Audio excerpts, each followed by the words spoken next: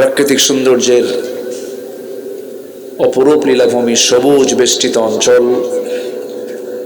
রাজশাহী অঞ্চলের নাটোর জেলার দেশের সবচাইতে বড় বিল অধ্যুষিত জায়গা, সিংড়ার চলন বিল লাগোয়া শৈলমারি, হাজিপুর, নিঙ্গুইন, নতুনপাড়া, চরপাড়া যৌথ কবরস্থান সংলগ্ন হাফিজি মাদ্রাসার দস্তারবন্দি উপলক্ষে 25তম বার্ষিকী তাফসীরুল কোরআন মাহফিল মাদ্রাসা ময়দানে অনুষ্ঠিত আজকের এই মহৎ আয়োজনের সম্মানিত সুযোগ্য সভাপতি জনাব আবু তালেব শেখ, আজকের মাহফিলের বরেণ্য অতিথি, বিশেষ করে আমার পূর্বে কথা বলেছেন আমার বন্ধুবর, বহুদিন পরে দেখা এলাকার কৃতি সন্তান, নন্দিত আলেমে দ্বীন শেখ নজরুল বিন ইউসুফ হাফিজাহুল্লাহ, আজকের মাহফিলের বরেণ্য অতিথিবৃন্দ হাফিজ মুফতি মাওলানা হাবিবুর রহমান, মাওলানা আবু ইউসুফ নিজামি, কথা বলেছেন হযরত উলামায়ে কেরাম, আমার অনেকেই কাছাকাছি অনেক বন্ধু বান্ধব রয়েছেন, আমার অনুজ, বিশেষ করে ওমর ফারুক, পুষ্পপাড়া কামিল মাদ্রাসার প্রভাষক সহ উপস্থিত আজকের মাহফিলের প্রধান আকর্ষণ, যাদেরকে নিয়ে আজকের এই সাজানো গোছানো এই বর্ণাঢ্য আয়োজন, তাওহীদের পতাকাবাহী, কালেমার ঝান্ডাবাহী, দ্বীন ইসলামের নরসারদুল বীর মুজাহিদ, প্রাণ প্রিয় সম্মানিত দ্বীনি ভাইরা, আড়ালে বসে আছেন শ্রদ্ধেয়া সম্মানিতা মা বোনেরা, আলোচনার সূচনায় আনুষ্ঠানিকতার মধ্য দিয়ে আমার পক্ষ থেকে আবারও দিল খোলা সালাম, আসসালামু আলাইকুম ওয়া রাহমাতুল্লাহি তাআলা ওয়া বারাকাতুহু। সবাই কেমন আছেন? আমাকে প্রশ্ন করলেন, আল্লাহ তাআলা আমাকে তো আপনার মতোই, আপনার সাথী তো আছি, আলহামদুলিল্লাহ। সম্মানিত ভাইয়েরা, মাদ্রাসার প্রোগ্রাম তো একটু দেরি হয়ে গেল, তো দেরি যখন হলো, আমরা যদি দেরিতে একটু শেষ করি কষ্ট হবে কি? সময় দেবেন ইনশাআল্লাহ? কারো কোনো কষ্ট হবে না? জোরে বলি ইনশাআল্লাহ। মহান রব্বে করিমের দরবারে লাখো কোটি শুকর, যে মহান আল্লাহ সুবহানাহু ওয়া তাআলা আমাকে আপনাকে এমন সুন্দর একটি সময়, অনুকূল একটি পরিবেশ উপহার দিয়েছেন। সম্পূর্ণ এই পরিবেশটা তৈরির পিছনে যার সম্পূর্ণ অবদান, তিনি আমার কে? আসতে বলবেন না, তিনি আমার কে? সেই মহান রবের শানে বলে উঠছি আলহামদুলিল্লাহ। চিৎকার মেরে বলছি আল্লাহুম্মা আল্লাহুম্মা ইন্নী আসআলুকা আল হুদা ওয়াত তুকা ওয়াল আফাফা ওয়াল গিনা। সবাই বলে আল্লাহুম্মা লাকা আসলামতু ওয়া বিকা আমানতু ওয়া আলাইকা তাওয়াক্কালতু ওয়া ইলাইকা আনাবতু ওয়া বিকা খাসামতু। আমরা আল্লাহ তাআলার শুকর আদায় করে নিলাম। আমি বহুদিন পর আজকে একটা ফ্রেশ একটা পোস্টার পেয়েছি, হ্যান্ডবিল পেয়েছি, যেখানে এই 16 বছর জঙ্গল ছিল বহু। কথা বোঝেন নাই? জামানার যত জঙ্গল সব ছিল, ওই জঙ্গলের ঠেলায় আমাদের নাম খুঁজে পাওয়া যেত না। জঙ্গলগুলো আর নাই, বলি আলহামদুলিল্লাহ। জঙ্গল এই জন্য বললাম, তাদের কথাগুলো তো জঙ্গলের মতো। ওয়াকুলু লিন-নাসি হুসনা, তোমরা যখন কথা বলবে সুন্দর কথা বলবে। তাদের কথার মধ্যে কোনো সুন্দর কিচ্ছু ছিল না, শুধু উস্কানি ছিল। বলে খেলা হবে, হ্যাঁ, এটা কোনো ওয়েটফুল কথা? বলেন, এটা কি সুন্দর কথা? এটা শিশুরা বলতে পারে, কিন্তু দেশের যারা কর্ণধার, তাদের মুখ থেকে তো অযাচিত, অপ্রত্যাশিত, অনাকাঙ্ক্ষিত এই জাতীয় কথা বের হতে পারে না। জগদ্দল পাথরের মতো চেপে বসেছিল তারা আমাদের উপরে, সে পাথরটা আপাতত সরে গেছে, তবে সতর্ক থাকতে হবে সব সময়ের জন্য, ঠিক কি না? যে কোনো জিনিস অর্জন করা যায়, কিন্তু এটাকে টিকে রাখার জন্য মেহনত যদি না থাকে আবার হেরে যাওয়ার সম্ভাবনা থাকে কিনা বলেন? থাকে। যাই হোক, আল্লাহ পাকের মেহেরবানি, আল্লাহ তাআলা আমাকে আপনাকে মানুষ করে সৃষ্টি করেছেন, সৃষ্টির সেরা করে বানিয়েছেন।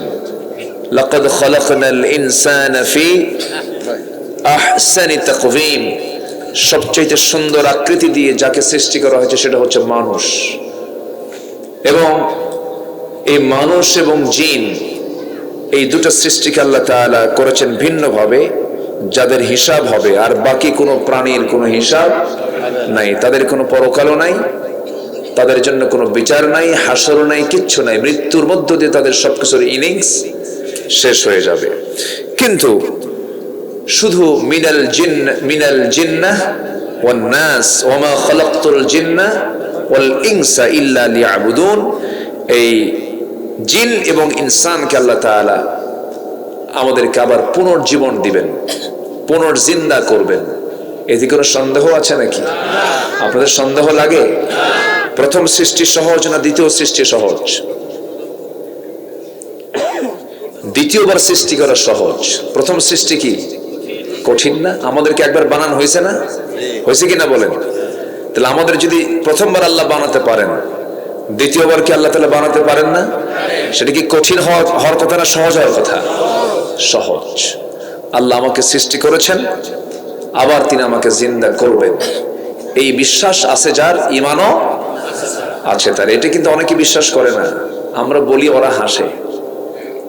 আমরা বলি, নাস্তিক পাড়ার লোকগুলো বলে কি জানেন, দেখো হুজুর এদের গল্প বলতেছে, আর জনগণ কি বোকা এগুলো শুনতেছে, এরকম করে নাস্তিকরা হাসে। ওদের কি নাই? আচ্ছা, ওদের কি নাই? ঈমানটা নাই। ঈমানটা না থাকার কারণে ওরা হাসে। আল্লাহ রাব্বুল আলামিন আমাকে আবার জিন্দা করবেন, এটাই সবচেয়ে বড় চিন্তার বিষয়। কিন্তু মরে গেলে তো শেষ হয়ে যেতাম, কিন্তু আবার যে জিন্দা করা হবে এতে কোনো সন্দেহ আছে? আল্লাহ রাব্বুল আলামিন বলেন, মিনহা খালাকনাকুম ওয়া ফিহা নুঈদুকুম ওয়া মিনহা নুখরিজুকুম তারাতান উখরা। এই আয়াতটা আমরা অনেকে মুখস্থ পারি, কারণ আমার দেশে একটা প্রচলিত, কবরে যখন মানুষকে রাখা হয় তখন এই আয়াতটা পড়ে, তাই না, মাটি দেওয়ার জন্য। কিন্তু আসলে কিন্তু এটা ওই বিষয় না।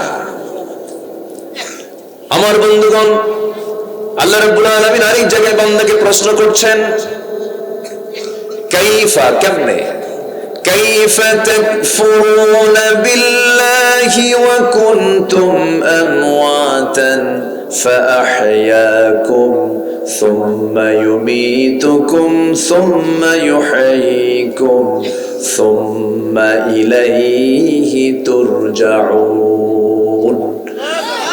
তুমি আমাকে কেমন স্বীকার করো? তুমি তো নিষ্প্রাণ ছিলে, আমি তোমাকে প্রাণ দিয়েছি, এরপর আমি তোমাকে মৃত্যু দেব, আবার তোমাকে জিন্দা করব, আমার কাছেই তোমাকে ফিরে আসতে হবে, তুমি পালানোর কোনো জায়গা পাবে না, সেকেন্ড কোন অপশন তোমার জন্য নাই। আল্লাহ রাব্বুল আলামিন বান্দাকে এই যে সতর্ক করে দিয়েছেন, আজ থেকে 1-2 বছর আগে নয়, কোরআন নাজিল হয়েছে 1500 বছর আগে সতর্ক করে দিয়েছেন। আমার বন্ধুগণ, আল্লাহর কাছে আমাকে আপনাকে ফিরে যেতে হবে। এই চিন্তা, এই চেতনা যার মধ্যে লালন বেশি হয়ে যাবে, জাগ্রত যার মধ্যে হবে, সেই বান্দার দ্বারা কখনো হারাম কাজ, গর্হিত কাজ, অবৈধ কাজ, ইল্লিগাল কোনো কাজ ওই বান্দার দ্বারা গঠিত হওয়া সম্ভব। তার দ্বারা এমন জাতীয় অকর্মগুলো কখনোই তার জীবনে বাস্তবায়ন করা সম্ভব হবে না। কেন সম্ভব হবে না? তার মধ্যে জবাবদিহিতার চিন্তা থেকে যাবে। আল্লাহর সামনে আমাকে দাঁড়াতে হবে, জবাব দিতে হবে, আল্লাহর সামনে আমার সকল কর্মকাণ্ডের সমস্ত হিসাবগুলো দিতে হবে। এটার নাম হলো বান্দার ওই চিন্তা যখন চলে আসবে, ওই বিশ্বাস যখন চলে আসবে, ওই বান্দার দ্বারা কখনো হারাম কাজ চুল পরিমাণ হতে পারে না। হতে পারে? হতে পারে না। তাহলে মানুষ ভালো হওয়ার জন্য ঈমান থাকার দরকার আছে না নেই? মানুষ ভালো হতে হলে কি থাকতে হবে?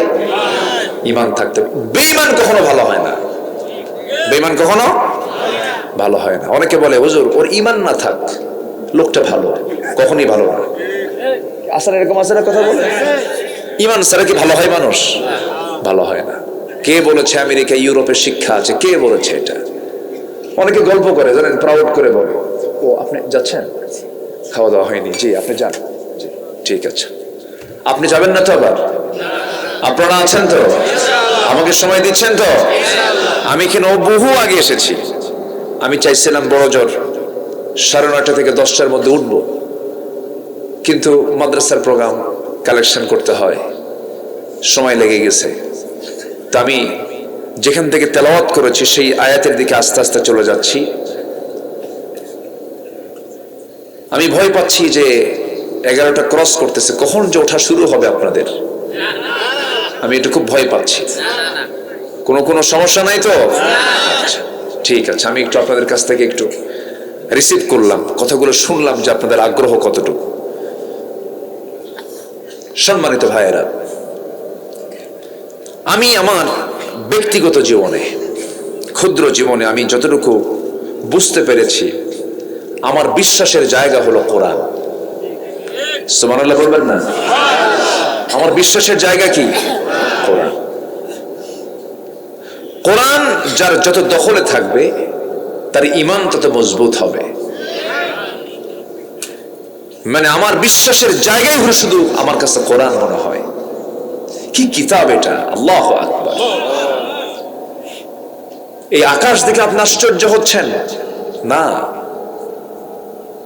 সূর্য দেখে আপনি আশ্চর্য হচ্ছেন? হ্যাঁ আশ্চর্য, কিন্তু কোরআনের কাছে কিচ্ছু না। আপনি মহা এই নভমণ্ডল, ভূমণ্ডল, সমুদ্র জগৎ দেখে আপনি আশ্চর্য হচ্ছেন না? এর চাইতে অত্যাশ্চর্য হলো এই কোরআন। ইন্না সামি'না কুরআনান আজাবা। এটা এমন একটি কিতাব, আশ্চর্য একটি কিতাব।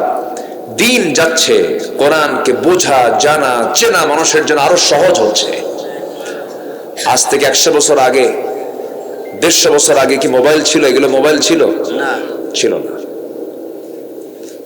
এখন একটা মানুষকে টেক্সট করতে, একটা মেসেজ দিতে, একটা চিঠি লিখতে, লিখে শুধু পোস্ট করবে না, আমেরিকার মানুষ 1 সেকেন্ডে পেয়ে যাচ্ছে। হোয়াটসঅ্যাপ, ইমো, লাইন, ভাইবার, মেসেঞ্জার পেয়ে যাচ্ছে।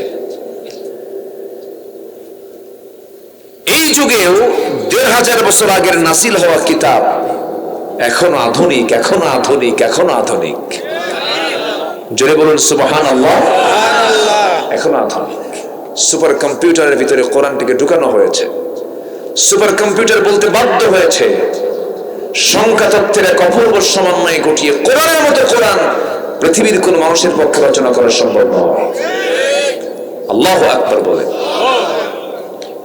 এমন কিছু তথ্য দিয়েছে কোরআন যা 100 বছর আগেও এই পৃথিবীর মানুষ জানতো না, অথচ 1500 বছর আগে সেই তথ্য কে দিয়েছেন? আল্লাহ দিয়েছেন। এক সময় বর্তমান আধুনিক বিজ্ঞান বলছে এই আকাশ এবং এই জমিন দুটো এক জায়গায় ছিল। কি কয় জায়গায় ছিল? এক জায়গায় লাগানো ছিল, কিন্তু প্রচন্ড একটা ধাক্কা লেগেছে। ধাক্কা হয়ে প্রচন্ড একটা ধাক্কার মধ্য দিয়ে বিশাল মহাশূন্য, এই যে মহাশূন্য দেখতে পাচ্ছি, এই মহাশূন্যের সৃষ্টি হয়েছে। এটা সায়েন্স বর্তমানে এটাকে প্রমাণ করেছে। এটার নাম হচ্ছে বিগ ব্যাং থিওরি। কি থিওরি বলেন? Big bang theory. এটা হালে এটা বিজ্ঞান আবিষ্কার করেছে।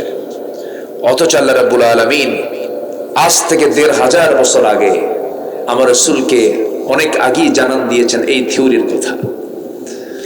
আল্লাহ রাব্বুল আলামিন বলেন أولم ير الذين كفروا أن السماوات والأرض كانتا رتقا ففتقناهما وجعلنا من الماء كل شيء حي جربوا الله أكبر কাফেররা কি দেখে না? কাফেররা কি লক্ষ্য করে না? আসমান এবং জমিন এক সময় দুটো একসঙ্গে লাগানো ছিল, প্রচন্ড ধাক্কার মধ্য দিয়ে মহাশূন্য সৃষ্টি করা হয়েছে এবং প্রত্যেকটা সৃষ্টির মধ্যে আল্লাহ রাব্বুল আলামিন তা জিন্দা করেছেন। ওয়াজআলনা মিনাল মাই কুল্লা শাইইন হাইয়িন। আমার বন্ধুগণ, তাহলে সায়েন্স জাজ কি তথ্যটা প্রমাণ করেছে, সেই তথ্য তারা যে প্রমাণ করার কথা বলে, তারা কি তথ্য প্রমাণ করেছে না কোরআন থেকে ধার নিয়েছে? কোরআন থেকে ধার নিয়েছে। কোন গবেষণাগার চলবে না কোরআন ছাড়া। আপনি কোন দিক থেকে এটাকে চান, আপনি কোন সেবা আপনি নিতে চান, কোন খেদমত আপনি নিতে চান, কোন উপকার আপনি নিতে চান, কোন কল্যাণ আপনি নিতে চান, সব পাবেন এই কিতাবের ভিতরে। জোরে বলি সুবহানাল্লাহ। কি চান আপনি?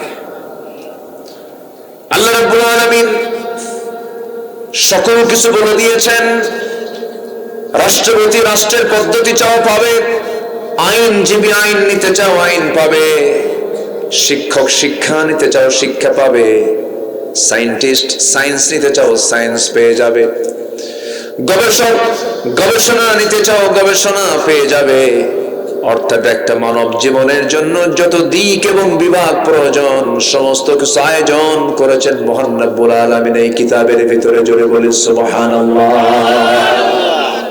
সব কিছু বলে দিয়েছেন।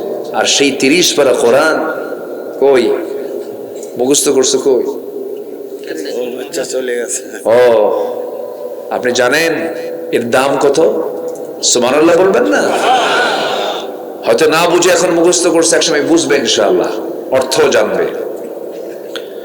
30 পারা কোরআন মুখস্থ করা মানে কি? এটা মানে আল্লাহ তাআলার খাস মেহেরবানি ছাড়া সম্ভব না। কার মেহেরবানি? কার মেহেরবানি? আল্লাহর মেহেরবানি। জেনে খুশি হবেন আমার দেশে হাজার হাজার নয় লক্ষ লক্ষ হাফেজ কোরআন আছে। বলি আলহামদুলিল্লাহ। গোটা পৃথিবীর ভিতরে সবচেয়ে বেশি হাফেজ হচ্ছে আমার দেশে। এটা কম কথা নয় কিন্তু। গোটা পৃথিবীর শুধু নয়, আরব দেশের হাফেজরা আমার দেশের হাফেজের সঙ্গে হেরে যায়। কাবা শরীফের ইমামরা আমার দেশের হাফেজের তেলাওয়াত শুনে কান্দে। কি তেলাওয়াত শুনতেছে এগুলো? আলহামদুলিল্লাহ বলবেন না? এই তো রাষ্ট্রীয় সহযোগিতা ছাড়াই যদি এটা হয়, একটা ক্রিকেটারের পিছনে যে খরচটা করে, তারপরে সিনেমা ফিল্মের জন্য যে খরচগুলো করে, একটা ক্রিকেটারের পিছনে কোটি কোটি টাকা ইনভেস্ট করা হয়, আর এগুলো অযত্নে থাকে এই হাফিজে মাদ্রাসাগুলো, সেখান থেকে গড়ে তুলে তিলে তিলে মানুষ বানায়া হাফেজ বানায়া তারা গোটা পৃথিবীর সমস্ত হাফেজদেরকে হারায়া বিশ্বমানের ফার্স্ট পুরস্কারগুলো নিয়ে চলে আসে। আলহামদুলিল্লাহ বলবেন না?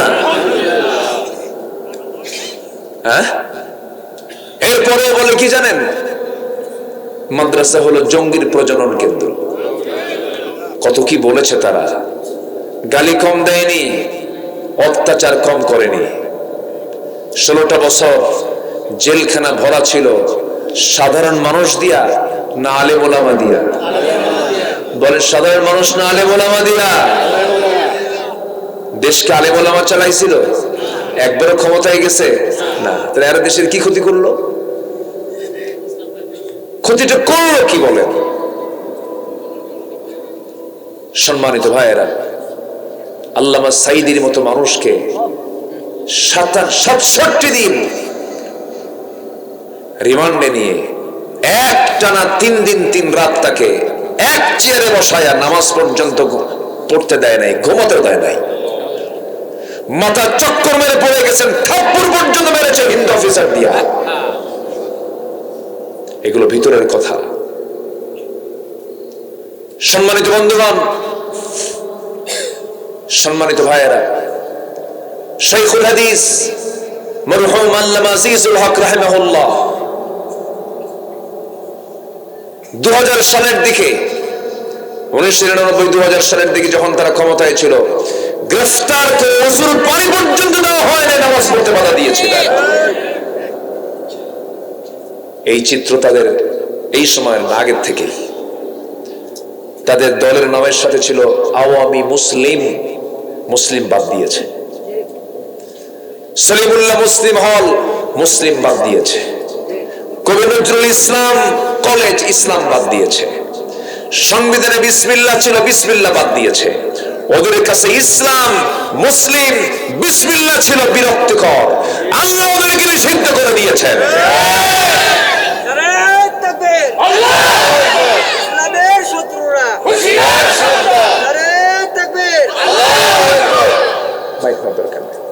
মাইক আমার কাছে থাক, যা পারেন মুখে কর। কষ্ট পাচ্ছেন নাকি আপনারা? সম্মানিত বন্ধুগণ, তাদের কাছে ইসলাম ছিল জ্বালার কারণ। এতগুলো দল, অনিসলামী দল সহ আরো ইসলামী দল, 53টা ইসলামী দল আমার দেশে আছে। 53টা। এতগুলো দল থাকতেও 5 আগস্টের মাত্র 5 দিন আগে, না 6 দিন আগে, কয়টা দল নিষিদ্ধ করেছিল? বরং কয়টা দল? মানুষ হক না চিনলেও বাতিল কিন্তু ঠিকই হককে চেনে। মোকাবেলা করতে হবে না, ঠিক কিনা? ওরা কিন্তু ঠিকই চিনেছে কোনটা আমার শত্রু। শেষ পর্যন্ত নিষিদ্ধ করলো, কিন্তু ওরা ভেবেছিল আমরা গতানুগতিক একটা দলকে নিষিদ্ধ করেছে, কিন্তু আমার আল্লাহ সহ্য হয়নি। ওরা কোন নির্দিষ্ট দলকে নিষিদ্ধ করতে চায় নাই, ওরা চেয়েছিল ইসলামকে নিষিদ্ধ করতে। আল্লাহ তাদেরকে নিষিদ্ধ করে দিয়েছে। সম্মানিত ভাইয়েরা, কষ্ট পাচ্ছেন নাকি? কষ্ট পাচ্ছেন না তো? সিংড়া ইসলামী জনপদ। সিংড়া কি জনপদ বলেন? ইসলামী জনপদ। ইতিহাস খুঁজবেন, পাবেন। আমি ব্যাখ্যায় যাব না। এখানে ইসলামের নেতৃত্ব হয়েছে এক সময়, 91 হয়েছে। হ্যাঁ, সব জানি তো,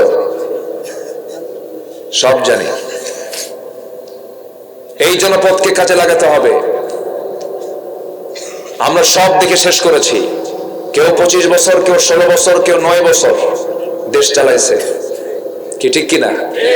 25 বছর, 16 বছর, 9 বছর, কেয়ারটেকার 2-3 বছর করে চালাইছে। সব দেখা শেষ। কেউ নামাজের বিল সংসদে টানে নাই, কেউ নামাজ কায়েম করতে চায় নাই, কেউ যাকাত প্রতিষ্ঠা করতে চায় নাই। অতএব আমরা বেনামাজি সরকার দেখতে চাই না, নামাজি সরকার দেখতে চাই। সব দেখে শেষ। আগামীর দেশ দেখতে চাই আমরা কোরআনের দেশ, কোরআনের দেশ, কোরআনের দেশ। রাজি আছেন কারা কারা? হাত উঁচু করে রাখা।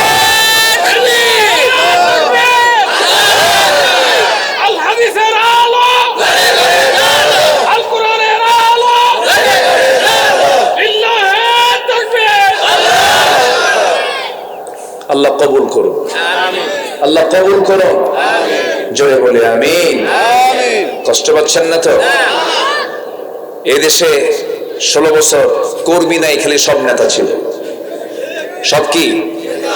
কোন কর্মী ছিল নাকি দেশে? সব কি? নেতা। এত নেতা মানা যাবে না, নেতা একজন হবে। নেতা আমাদের কয়জন? মুহাম্মদুর রাসূলুল্লাহ সাল্লাল্লাহু আলাইহি ওয়াসাল্লাম। তার নেতা আমাদের কয়জন বলেন? একজন নেতা হবেন। এছাড়া এত আতিপাতি নেতা মানার দরকার নাই। নেতাগুলোর সাইজ দেখছেন? সে নেতাগুলো যখন কোথাও যায়, মোহরা কি, সামনে 50 মোটর সাইকেল, পিছনে 50টা মোটর সাইকেল, বোঝাচ্ছে আমি একখান মাল যাচ্ছি, তুমি কিচ্ছু না। সাইয়েদনা আবু বকর সিদ্দিক রাদিয়াল্লাহু তাআলা আনহু, তিনি প্রথম নতুন খেলাফত পেয়েছেন, খলিফাতুল মুসলিমিন। জনগণকে দেখার জন্য রাতের বেলা একাকী বের হয়েছেন। জুতো পায় না, খালি পায়ে। কি পায়? খালি পায়ে। তাও পাথরের রাস্তা। কিসের রাস্তা? বলতে পাথরের রাস্তা কি খালি পায়ে হাঁটা সহজ না কঠিন? শুধু কঠিন না, ঝুঁকিপূর্ণ। ঝুঁকিপূর্ণ। খালি পায়ে পাথরের রাস্তায় হাঁটতেছেন, এমন সময় সাইয়েদনা ওমর ফারুকের সঙ্গে তারা দেখা হলো। তিনি বলছেন, আমিরুল মুমিনিন, গভীর রাত্রিতে আপনি একাকী হাঁটতেছেন, আবার খালি পায়ের কারণটা কি? পাথরের সঙ্গে আঘাত পেয়ে চামড়া ফেটে রক্ত বের হয়ে যাবে, আপনি অসুস্থ হয়ে পড়বেন। জবাবে তিনি বলছেন, ভাই ওমর, আমি যদি খড়ম যদি পায়ে দিয়ে যদি রাতের বেলা হাঁটি, এই ঘুমন্ত লোকগুলো যারা ঘুমাচ্ছে, আমার নাগরিকগুলো, তাদের ঘুম যদি ভেঙে যায়, কিয়ামতের দিন আমাকে এর জন্য আসামির কাঠ গড়ায় দাঁড়াতে হবে। আর এরা কি করে? প্রেসিডেন্ট আসিবেন, রাজশাহী থেকে নাটোর আসিবেন, 10 ঘন্টার জন্য রাস্তা বন্ধ থাকবে। ওই সমস্ত নেতৃত্বের মুখে আমরা জুতা মারি। জনগণের সুবিধা নষ্ট করে, জনগণকে কষ্ট দিয়ে যে কাজ নেতারা করে, সেই কাজ করা জায়েজ। আমি নিজের চোখে দেখেছি, মালয়েশিয়ার প্রধানমন্ত্রী মাহাথির মোহাম্মদ তার স্ত্রীকে নিয়ে মালয়েশিয়াতে শপিং করছেন, বাইরে ঘুরতেছেন, একটার পুলিশ তার আগেও নাই পরেও না, একা একা ঘুরতেছে। আধুনিক বিশ্ব সম্ভব। তাহলে আমার দেশে এত ভাব ছুটাতে হবে সামনে। এখন আসতে কন কেন? শাসক যদি শাসকের ভাব নেয়, ওই শাসক আমরা শাসক হতে হবে। খাদেম কি হতে হবে? খাদেম। সাইয়েদনা আবু বকর কি জুতা পায়ে হেঁটেছেন? খালি পায়ে। কার জন্য? জনগণের ঘুম যেন নষ্ট না হয়। চিন্তা করুন, আমরা কি এমন শাসন দেখতে চাই? আস্তে করে এমন শাসন কি আমরা দেখতে চাই? নেতা মানবো বেনামাজি না নামাজি? ইসলামী দল নন ইসলামী দল? হ্যাঁ, মনে হয় রাগ করতেছেন। হুজুর এগুলো কি কন? কি রাগ করতেছেন না তো? রাগ করা যাবে না, আমি কল্যাণের জন্য বলছি, রাগ করবেন না। কবরে গেলেই তো দল নিয়ে প্রশ্ন হবে। ভাবতেছেন দলের কথা ইসলামে নাই? কবরে গেলেই দল নিয়ে প্রশ্ন হবে। মার রব্বুক, তোমার রব কে? ওমা দীনুক, তোমার দল কি? কি দল? আস্তে করে কি দল? আরো জোরে, আরো জোরে, আরো জোরে। আছে না আমার দেশে ইসলামী দল ছাড়া আরো দল আছে না? যে দলের নামে শুধু ইসলাম নাই, আছে না নাই? ওগুলোর সংখ্যা কম না বেশি? হ্যাঁ, ওগুলোর সংখ্যাও কিন্তু বেশি। মন খারাপ করা যাবে না ভাইয়েরা। আমাদের দায়িত্ব হক কথাগুলো বলে ফেলা, হকের উপরে টিকে থাকতে হবে আমাকে আপনাকে। আমার ইমানকেও ছিনতাই করে নিয়ে যাক, আমি তা হতে দেব না। আমার ইমানটাকে আমার সংরক্ষণ করার জন্য চেষ্টা করতে হবে। যুবকরা, সেই নেতৃত্ব মানতে যাবে না যে নেতৃত্ব মানতে গিয়ে তোমার ইমানটা হেরে যাবে, তুমি চরিত্রহীন হয়ে যাবে। তোমার হাতে মদের বোতল তুলে দেবে, তোমার হাতে নারী তুলে দেবে, তোমাকে ইয়াবা তুলে দেবে, তোমাকে চরিত্রহীন করে তুলবে, তোমাকে চাঁদাবাজ বানাবে, ছিনতাইকারী বানাবে। যে সমস্ত নেতা তোমার হাতে ইয়াবা তুলে দেয়, মদের বোতল তুলে দেয়, নারী তুলে দেয়, তুমি সেই সমস্ত নেতার মুখে জুতা মেরে থুতু মেরে ইসলামের দিকে ফিরে আসো, তোমার জন্য জান্নাত অপেক্ষা করতেছে। ওগুলো বাদ দিয়ে দাও। কোন শান্তি নাই। শান্তি আছে? শান্তি নাই। জুলুম করবেন, জুলুমের ফল আপনাকে ভোগ করতেই হবে। কম জুলুম করছে বলেন, আমার কি দোষ ছিল ভাই? প্রথম মামলা দিয়েছে 1999 সালে, সেকেন্ড মামলা এই গভর্নমেন্টের আমলে এরাই মামলা টামলা দিল। মাহফিলে গেছে, যে পাবনা, আপনাদের এলাকায় তো পাবনা একটা মাহফিল ছিল আমার, আমি মঞ্চে উঠলাম, আলোচনা করতেছে সিরাতের উপরে। 1 ঘন্টা আলোচনা হয়ে গেছে, হঠাৎ করে আমাকে লক্ষ্য করে গুলি মারতেছে। গোলাগুলি শুরু হলো,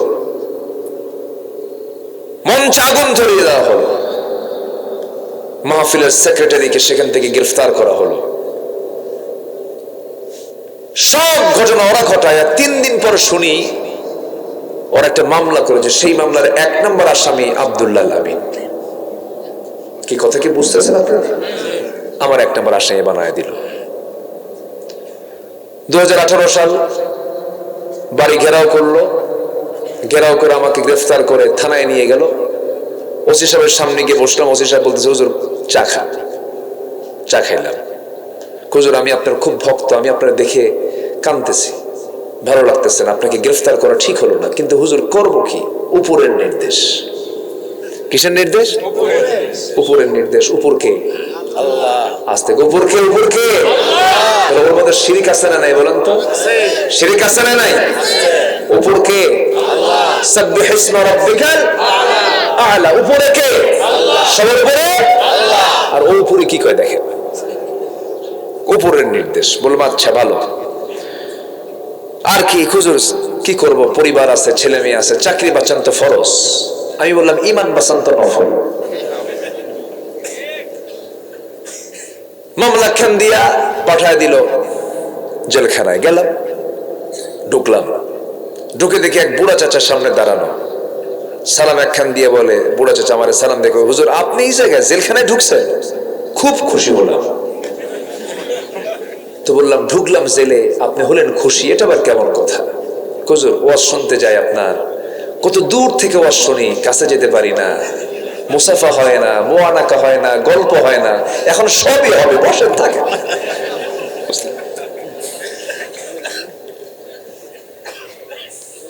আমি বললাম চাচা আপনি বুড়া কালে এই শীতের ভিতরে, ওই সময় জানুয়ারি মাস, এই নাটোর থেকে ফেরার পথে, আমি নাটোরে মাহফিল করেছি আগের দিন 6 নভেম্বর, কোথায় যেন করছি। তো যাই হোক, প্রায় 3-4 মাস ছিলাম, তো তখন শীত পড়ে গেছে। তো বললাম যে চাচা এই শীতের ভিতরে আপনি কেন এই জায়গায়? বাবা বললেন না, বোমা হামলা, বোমা হামলা। তো বললাম বোমা হামলা কে করছে? আমি করছি। তো বললাম চাচা আপনি করবেন কেন? আপনি তো কোমরই নড়ে না। কোমর কেন? হাতও তো নড়ে না আমার। এই হলো চিত্র। তারা অনেক নাটক করেছে, নাটকের অবসান হয়ে গেছে, ঠিক কিনা? অভিনেত্রী, সেই নাটকের অভিনেত্রী আর নাই, উনি এখন দিল্লি, নববাড়ি দিল্লি। আল্লামা সাঈদীর বহু আগের বক্তব্য হুবহু মিলে গেছে। আল্লাহওয়ালা মানুষ তো, আলহামদুলিল্লাহ। এমন একটা সময় আসবে পালানোর জন্য একটা ইঁদুরের গর্ত খুঁজে পাবা না। বাস্তব কিনা? বাস্তব কিনা? বাস্তব কিনা? পাচ্ছে? কোথাও জায়গা আছে? কোথাও জায়গা নাই। ইতিহাস থেকে শিক্ষা নেওয়ার তৌফিক আল্লাহ পাক আমাদের সবাইকে দান করুন। যারাই জুলুম করিবেন তারাই বিপদে পড়িবেন। মাথায় রাখিবেন কথাগুলো, বুঝিয়ে রাখিয়েন। কি কথা কি বোঝা যায়? চাঁদাবাজি কিন্তু এখন একদল করে, আছে কিনা? যারাই জুলুম করিবেন তারাই ধরা খাইবেন। জনগণ ধরিলে ছাড়িতে কেউ পারিবে না, ঠিক কিনা? আল্লাহ তুমি বোঝার তৌফিক দাও, জোরে বলি আমিন। সম্মানিত ভাইয়েরা, আমাদের নেতা কয়জন হবে বলেন তো? রব কয়জন? কে? আরো জোরে। নেতা কয়জন? কিতাব কয়টা? ব্যাস, আর কিচ্ছু লাগবে না। বেশি কিছু খুঁজতে যাবেন, ধরা খেয়ে যাবেন। রব একজন, আল্লাহকে ধরব। নেতা একজন, মুহাম্মদ সাল্লাল্লাহু আলাইহি ওয়াসাল্লাম। কিতাব কয়টা? যা বলবে তাই শুনবো, কোরআন যা বলবে আমি তাই শুনবো, ঠিক কিনা বলেন? পীর কি বলেছে, বুজুর্গ কি বলেছে, কে কি বলেছে, এটা আমার দেখার বিষয়। কোরআন কি বলেছে, হাদিস কি বলেছে, কি কথা ক্লিয়ার? তাহলে আমার কোনো সমস্যা, শয়তান ওয়াসওয়াসা দিতে পারবে না। সম্মানিত ভাইরা, আমি যেখান থেকে তেলাওয়াত করেছি, আল্লাহ তাআলা তার রাসূলকে কি জন্য পাঠিয়েছেন দুনিয়াতে, কিছু কথা তিনি তুলে ধরেছেন, এবং নবীজির জীবন থেকে আমাদের কিছু অনুকরণীয় কিছু আদর্শ আছে, যেগুলোকে ফলো করলে জান্নাত পেতে কোনো বেগ পেতে হবে না। তাহলে আদর্শ মানবো সাধারণ নেতার না মহান নেতার? আদর্শ মানবো আমরা ছাতা মাথা বিড়ি খাওয়া মোষ মোটা নেতার না আমার নবীর? সে মোষগুলো দেখছেন, সে মোষকে 2.5 ইঞ্চি মোটা, হাইব্রিড জাতের বস, ঠিক কিনা বলবেন? এরকম মোটা। আল্লাহ কইল দাড়ি রাখ, মোস কাট, আর এরা থুইছে মোস বড় দাড়ি কাটো, মোস বড় দাড়ি কাটো। সম্মানিত ভাইয়েরা, আমরা সেই নেতৃত্বের দিকে যাব যে নেতৃত্বের দিকে গেলে পরে আখিরাত ক্লিয়ার। যেরকম সুবহানাল্লাহ, কি ক্লিয়ার? আখিরাত ক্লিয়ার। কি নেতা আল্লাহ পাক আমাকে বানিয়েছেন, আমার জন্য বানিয়েছেন, যাকে কবরে লাগবে। আল্লাহু আকবার। কবর থেকে উঠবো যেদিন, মিজানে লাগবে, পুলসিরাতে লাগবে, হাউজে কাউসারেও লাগবে। কোথায় যাবেন আপনি তাকে ছাড়া বলেন? কোথাও তাকে ছাড়া উপায় নাই। আমার নবী যেমন করে একদিন বয়ান করতেছিলেন, সামনে থাকে এক সাহাবী বলছেন, হুজুর হাশরের ময়দানে আপনাকে কেমনে পাবো আমরা? কান্নার রোল পড়ে গেছে। আর আমার রাসূল বললেন, সাহাবীরা কাল হাশরের ময়দানে আমাকে কোথাও যদি না পাও, তিনটা জায়গার মধ্যে যে কোনো একটা জায়গায় তোমরা পেয়ে যাবে। নাম্বার 1 হলো মিজানের পাল্লায় তোমরা খুঁজবে, মিজানের পাল্লায় যদি না পাও আমাকে পুলসিরাতে খুঁজবে, পুলসিরাতে যদি না খুঁজে পাও হাউজে কাউসার অবশ্যই তোমরা আমাকে পেয়ে যাবে। জান্নাতের পেয়ালা দিয়ে আমি তোমাকে সুন্দর করে, সেই জান্নাতের পেয়ালা দিয়ে তোমাকে আমি কাউসার, হাউজে কাউসার থেকে পানি পান করায় দেব। জনমের তৃষ্ণা নিবারণ হয়ে যাবে। আমি তুমি দুজন মিলে জান্নাতে প্রবেশ করব। জোরে বলি সুবহানাল্লাহ। যে নেতা মরার পরে বিপদ হবে, সে নেতা ধরে লাভ আছে নাকি? হ্যাঁ, নেতা গাঁজা খায়, নেতা নারী নিয়ে শুয়ে থাকে, আকাম কুকাম করে, কমিশন খোঁজে, বউকে নিয়ে নাচায়, আছে না নাই? বউকে উলঙ্গ করে জাতিকে দেখায়, আছে না নাই? বউকে হুন্ডার পিছনে তোলে। কে কি কথা বুঝান? কথা বুঝতেছেন? আর 15 লেটেস্ট ভার্সন, তার প্যাসেঞ্জার সিট হলো আন্ডারগ্রাউন্ড, কি ড্রাইভিং সিট হলো আন্ডারগ্রাউন্ড, আর প্যাসেঞ্জার সিট হলো 3 তলা। তলে পড়ে থাকে ড্রাইভার, আর বউকে একদম 3 তলায় তুইলা গোটা জাতি দেখায়, দেখে দেখো আমার বউটা কেমন। নাউজুবিল্লাহ বলবেন না? পায়ের জুতা তুলে গালে পিটান দরকার এদের। এদের দ্বারা নেতৃত্ব মানায় না। নেতা তো তাকেই বলা হবে যার চেহারার দিকে তাকালে আমার রাসূলের কথা মনে হবে। কি কথা ক্লিয়ার? কথা ক্লিয়ার? আমার নেতা হবেন তিনি যার চেহারার দিকে তাকালে, তার চরিত্রের দিকে তাকালে মনে হবে আমার নবীর কথা। রাজি আছেন? সবাই রাজি আছেন তো? আর ভুল করব না। বারবার ভুল করলে কিন্তু আল্লাহ ছাড়বেন না। আমরা ভুলে যাব না। জোরে বলি ইনশাআল্লাহ। তাহলে আমরা চরিত্র নেব কোন নেতা থেকে? কোন নেতা থেকে? মুহাম্মদ সাল্লাল্লাহু। আমরা 15টা আদর্শ আজকে শুনে যাব। কয়টা আদর্শ? যদি ফজর হয়, এত সস্তা না। কি থাকতে রাজি আছেন তো? আমি সিংড়া আসলে আমার খুব ভালো লাগে। আমি শ্রোতা তো গোটা দেশের চিনি, একদম টেকনাফ থেকে তেতুলিয়া, রূপসা থেকে পাথরিয়া, সুন্দরবন টু বান্দরবন, চিনি তো সব জায়গায়। ভাষা কথা বলতে না পারলেও বুঝি, মন মেজাজ সব তো একরকম না। তবে সিংড়া আমি আসলে আমি লক্ষ্য করেছি আপনাদের বসে থাকাটা হয় পিন পতন, নীরবতা, চুপচাপ, কোন নড়াচড়া নেই, খুব ভদ্র শান্ত, আলহামদুলিল্লাহ। আর কিছু কিছু এলাকার শ্রোতা আছে হলো টাকি মাছের মতো। টাকি মাছ চিনেন তো? শয়তান মাছ। হ্যাঁ, শয়তান মাছ যদি আপনি ওজন করার জন্য বালতিতে তোলেন, বালতির মধ্যেও থাকে না, তার লাভ মেরে পড়ে যায়। আছে না? তো কিছু কিছু এলাকার শ্রোতাগুলো আছে এরকম, খুব নড়াচড়া করে। কিন্তু আপনাদের নড়াচড়া নেই, ওই শয়তান মাছ না, টাকি মাছ না, আপনারা বড় বড় মাছের মতো। বড় মাছ তো বেশি নড়ে না, তো চুপচাপ থাকে, খুব ভালো। আল্লাহ কবুল করুন। জোরে বলি আমিন। এটা কার?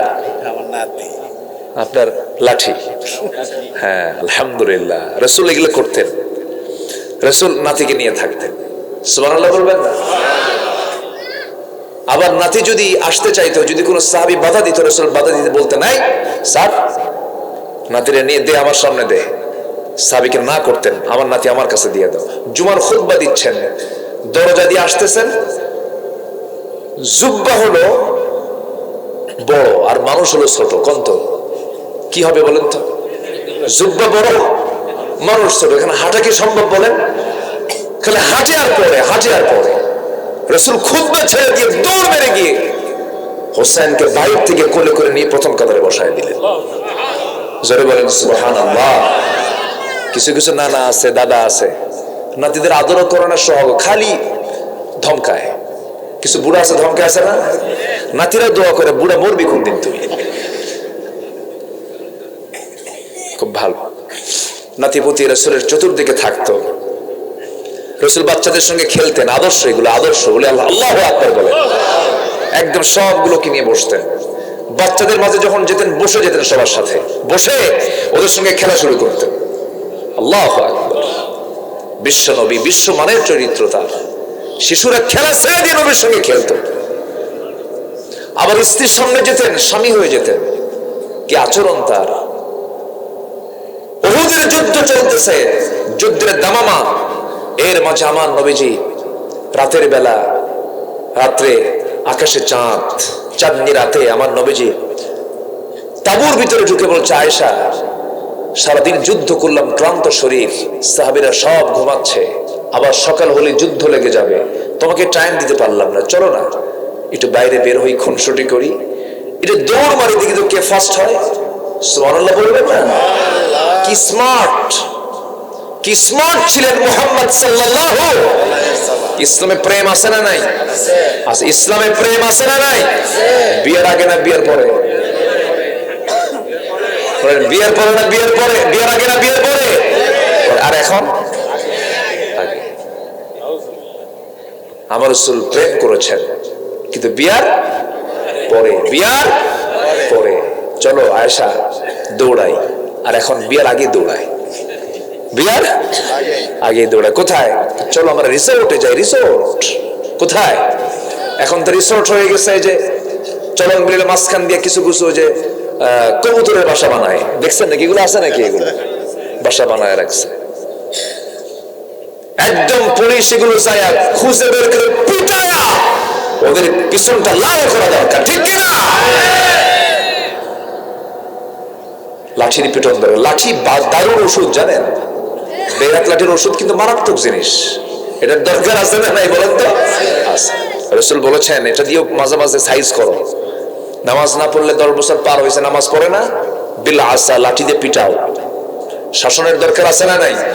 আগে হাই স্কুলের হেডমাস্টারকে দেখলে ছাত্ররা থরথর করে কাঁপতো, আর এখন হাই স্কুলের শিক্ষকরা ছাত্রদের দেখলে শিক্ষকই থরথর করে কাঁপে।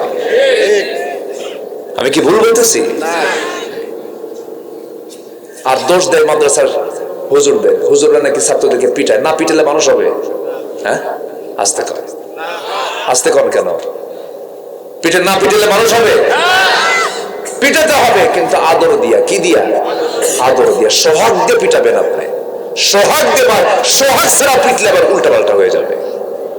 সোহাগ কি? শাসন করা তারই মানায় সোহাগ করে। যে মাদ্রাসার বিরুদ্ধে একটা রিপোর্ট এরকম বলে যে মাদ্রাসায় হুজুরের পিটাই বেশি। না, শাসন তো করতে হবে। হাফেজ হওয়া সস্তা?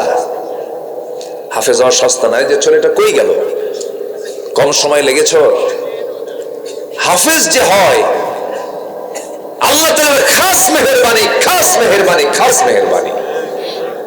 চোখ বন্ধ করে মাদ্রাসায় সন্তানকে দিয়ে দিবেন, হাফেজ বানাবেন।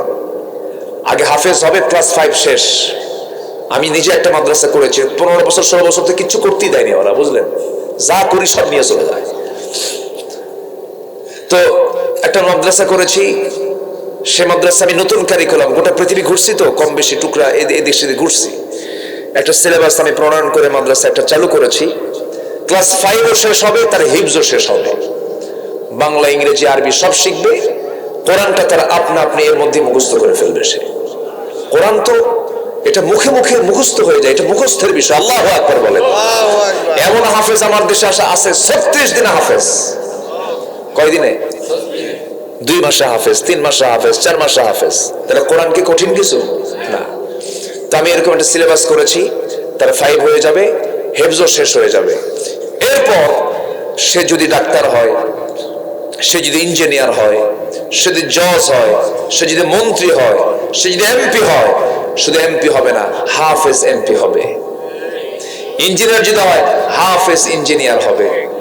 সে যদি ডাক্তার হয়, হাফেজ ডাক্তার হবে, হাফেজ ইঞ্জিনিয়ার হবে, রডসর হবে না, রডের বদলে বাঁশ দেবে না, ঠিক কি না? তাহলে এমন ভোগ দেওয়া জায়েজ নাই। সম্মানিত ভাইয়েরা, তাহলে আদর্শ নেব আমরা কয়জন থেকে বলেন তো? কয়জন থেকে? বেশি জন হলে পরে কি অসুবিধা না? একজন থেকে নেব, তিনি হচ্ছেন মুহাম্মদ সাল্লাল্লাহু আলাইহি ওয়াসাল্লাম। আম্মা জান আয়েশার সঙ্গে তিনি দৌড় মারলেন রাতের বেলা, রাতের বেলা দৌড় মারলেন, কিন্তু আমার রাসূল দৌড়ানটা আসতে দিলেন, আয়েশা যেন খুশি হয়, আয়েশা যেন ফার্স্ট হয়। রাসূল দৌড়াচ্ছেন অভিনয় করে, কি করে? মূল দৌড় মারলে পারবে? আয়েশার ক্ষমতা আছে, মহিলা মানুষের ক্ষমতা আছে, আস্তে করে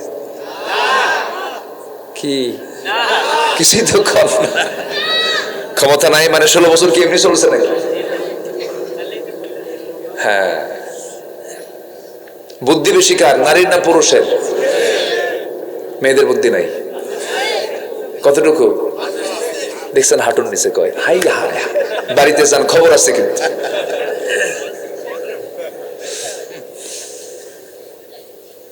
মেয়েদের বুদ্ধি আছে, যে বুদ্ধি আমাদের নাই সে বুদ্ধি তাদের আছে, আর যে বুদ্ধি আমাদের আছে সে বুদ্ধি ওদের নাই। ওদের বুদ্ধি যা সেটা তাদের আছে, ওদের যা আছে আমাদের তা নাই।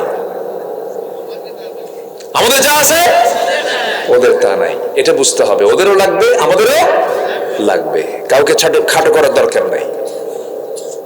সম্মানিত ভাইয়েরা, ওরা যা পারে আমরা তা পারবো? বাচ্চাটা নিয়ে যা আদরটা করে ওরা, আমার মায়েরা যে কষ্টটা করেন, এই নবজাতক সন্তান সারা রাত কান্দে, সারা রাত দুধ খায়, মাকে একটা বারের জন্য বিরক্ত হয় না। আর যদি বউটা একদিনের জন্য যদি আপনাকে দিয়া যায়, এই বাচ্চাটা তুমি একটা দিন দেখো, কয় যে আসার খাবে আল্লাহ জানে, ঠিক কিনা? তাহলে ওদের ফাংশনে ওনারা আছেন, আমাদের ফাংশনে আমরা আছি, দুজনই দরকার। বলি আলহামদুলিল্লাহ। আমার বন্ধুগণ, দৌড়ের পাল্লায় রাসূল তাকে জিতায়া দিলেন। আম্মা জান আয়েশা দারুণ খুশি হলেন, হুজুর আমি আপনাকে হারায়া ফেলছি, কিন্তু রাসূল তো বুঝতে দিলেন না। অনেকদিন পর আমার রাসূল বলছেন, আয়েশা ওই যে রাতে তুমি আমাকে দৌড় মেরে হারিয়ে দিয়েছো, আজকে দেখি দৌড় মারে কে পারে। মদিনার মাটিতে আমার রাসূল আম্মা জান আয়েশার সঙ্গে এবার দৌড় মারলেন, আসল দৌড়টা মারলেন। এক দৌড়ে রাসূল আম্মা জান আয়েশাকে হারিয়ে দিয়ে মুস্কি হাসি মেরে বলছে, আয়েশা, চক্কর মেরে তিনি চেহারা ঘোরায় নিয়ে বলছেন, আয়েশা ওই যে হারাইছিল আজকে জিতায় দিলাম। যেরকম সুবহানাল্লাহ। মুহাব্বত কাকে বলে? ভালোবাসা কাকে বলে? রাসূল তা অভিনয় করে বুঝিয়ে দিয়েছেন, আমার নবীজি সবকিছু শিখিয়ে দিয়েছেন।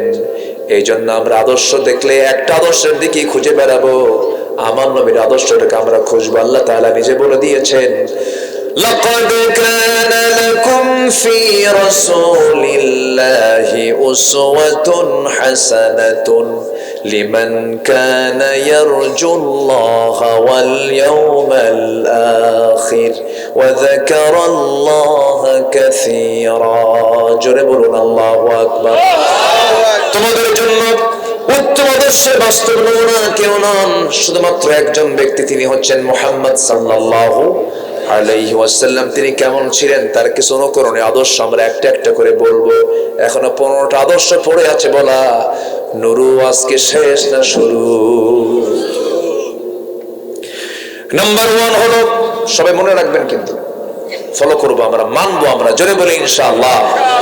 নাম্বার 1 হলো, আল্লাহ রাব্বুল আলামিন তার শানে কি বলেছেন, ইয়া আইয়ুহান নাবিয়্যু ইন্না আরসালনাকা শাহিদাও ওয়া মুবাশশিরাও ওয়া নাযীরাও ওয়া দা'iয়ান ইলা আল্লাহি বিইذনিহি ওয়া সিরাজাম মুনীরা।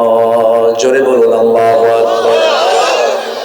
রাসূল, আমি আপনাকে সাক্ষী করে, সংবাদদাতা হিসাবে, ভীতি প্রদর্শনকারী হিসাবে, দাওয়াত দানকারী হিসাবে, দায়ী হিসাবে আমি পাঠিয়েছি, প্রদীপ্ত করে পাঠিয়েছি, আলোকিত করে পাঠিয়েছি। আল্লাহ তাআলা আমার রাসূলকে বানিয়েছেন দায়ী, আল্লাহর পথে তিনি দাওয়াত দিবেন। আমরা আল্লাহর পথে দাওয়াত দেব, রাজি আছি তো? আমরা মানুষকে দাওয়াত দেব কার পথে?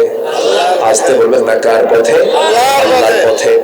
আল্লাহ রাব্বুল আলামিন আরেক জায়গায় রাসূলকে লক্ষ্য করে বলছেন, উদউ ইলা সাবিলি রাব্বিকা বিল হিকমাতি ওয়াল মাউইযাতিল হাসানা ওয়াজাদিলহুম বিল্লাতী হিয়া আহসান ইন্না রাব্বাকা হুয়া আ'লামু বিমান দাল্লা আন সাবিলিহি ওয়া হুয়া আ'লামু বিল মুহতাদিন। জোরে বলুন আল্লাহু আকবার।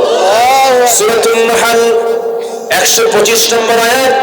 আল্লাহ রাব্বুল আলামিন রাসূলকে বলছেন, আপনি মানুষকে দাওয়াত দিন, প্রজ্ঞার সাথে, উত্তম নসিহার সাথে মানুষকে দাওয়াত দিন।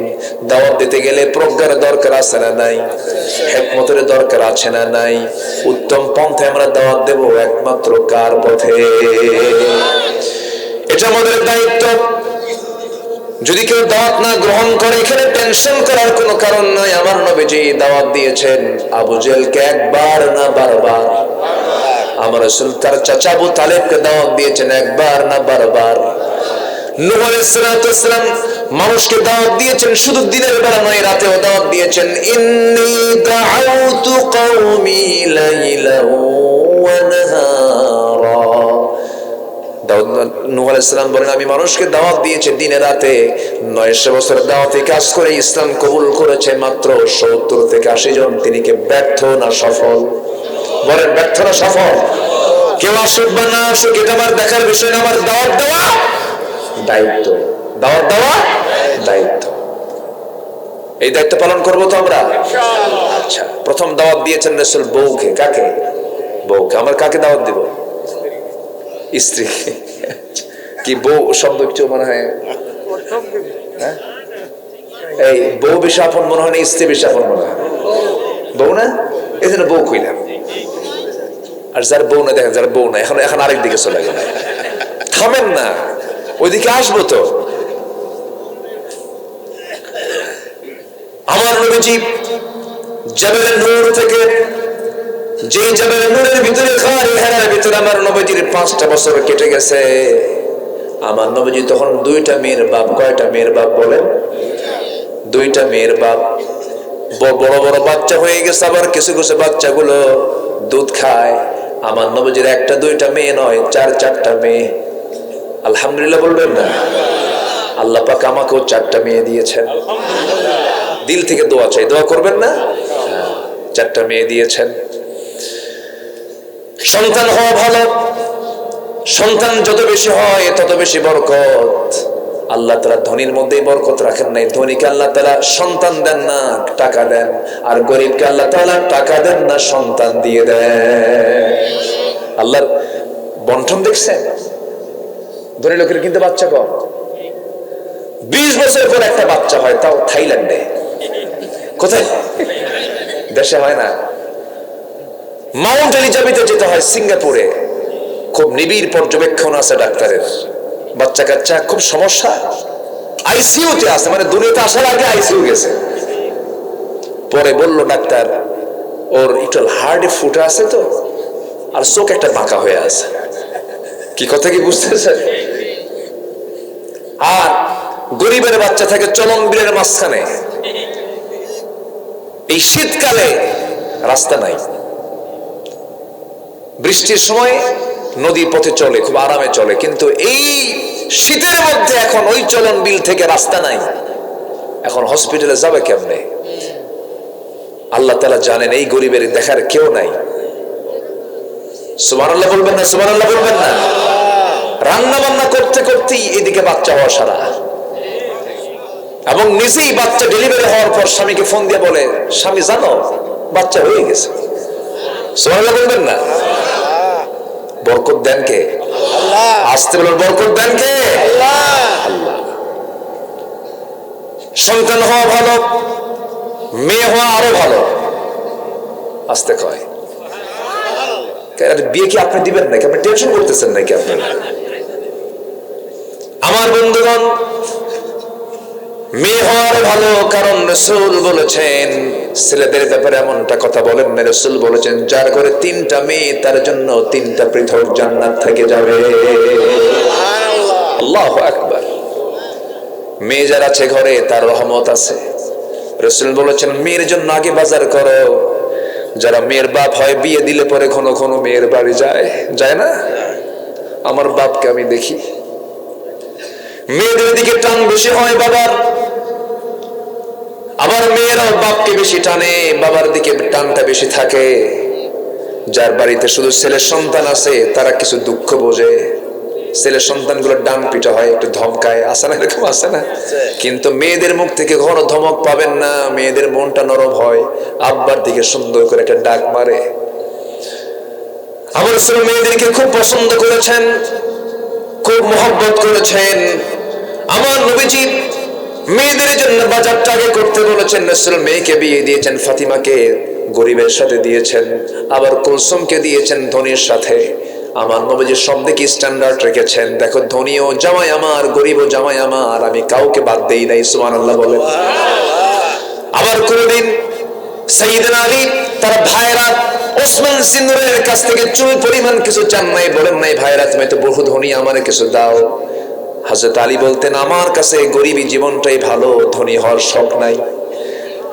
মাঝে মাঝে ওসমান সিন্নুরাইন নবীর সামনে এসে বলতেন হুজুর আমার বড় শখ হয় আমি যেন গরিব হয়ে যাই, ধনীর সম্পদ আমার ভাল লাগে না। বলেন তো এরকম ধনীকে আজকের সমাজে পাওয়া যাবে? কোন ধনীকে এসে বলবে হুজুর আপনি আমার জন্য দোয়া করেন আমি যেন গরিব হই, এরকম ধনী আছেন কেউ? গোটা দুনিয়া হলেও পেট ভরবে না। আল্লাহু আকবার। ওসমান জিন্নারাইন বললেন হুজুর আমি যেন গরিব হয়ে যাই, আমার এত সম্পদ হচ্ছে কেন, আমি তো আমার আর ভাল লাগতেছে না। আমার নবীজি বললেন ওসমান এমন দোয়া তো সাধারণ ভাবে কেউ চায় না, তুমি আমার কাছে এমন দোয়া চাইলা, কিন্তু আমি তোমার কাছে কিছু কথা শুনতে চাই। কি?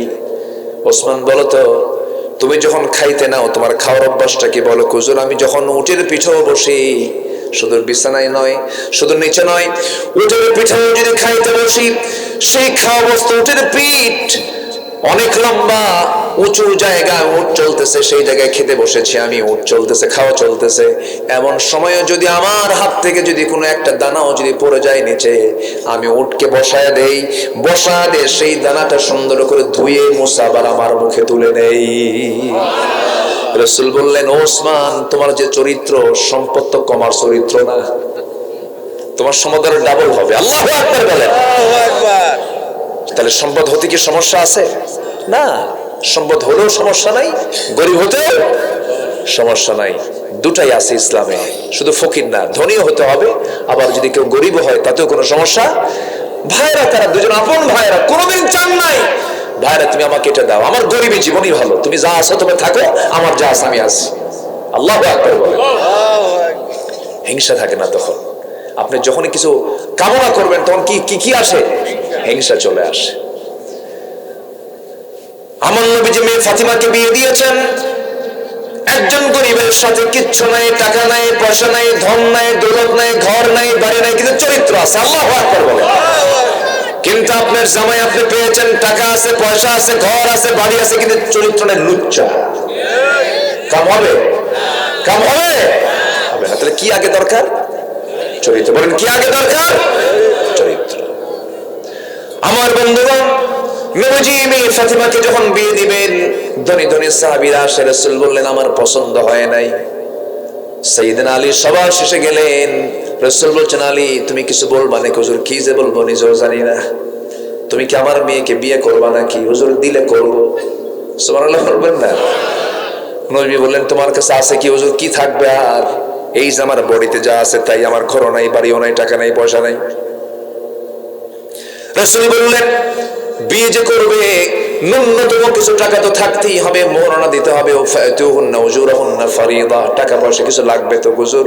টাকা পয়সার দায়িত্ব দিলে পরে তো সম্ভব না, আমার কাছে কিচ্ছু নাই। কি আছে বলো? এই যে ঢাল, এই যে তরবারি, ঢালটা বেচে আসো, তরবারি লাগবে যুদ্ধে যাওয়ার জন্য, ঢাল ছাড়াও যুদ্ধ চলে, ঢাল বেচো, ঢাল বেচার টাকাই হবে আমার মেয়ের বিয়ের মোহরানা। যেরকম সুবহানাল্লাহ। ঢাল বিক্রি করতে গেছেন সাত সকালে। সাইয়েদনা ওসমান সামনে পড়ে গেছেন। সাইয়েদনা আলী বলছেন আমি ঢালটা বিক্রি করব। ওসমান বলছেন কেন? বিয়ে ঠিক হয়েছে। কার সাথে? শালীর সাথে। কার সাথে? কি কথা বলছেন না? কথা বুঝতেছেন না? আপনার শালীর সাথে বিয়ে ঠিক হয়ে গেছে। ঠিক আছে, ভালো কথা। তিনি জানতেন না, বড় জামাই জানেন না বিয়ে ঠিক হয়ে গেছে।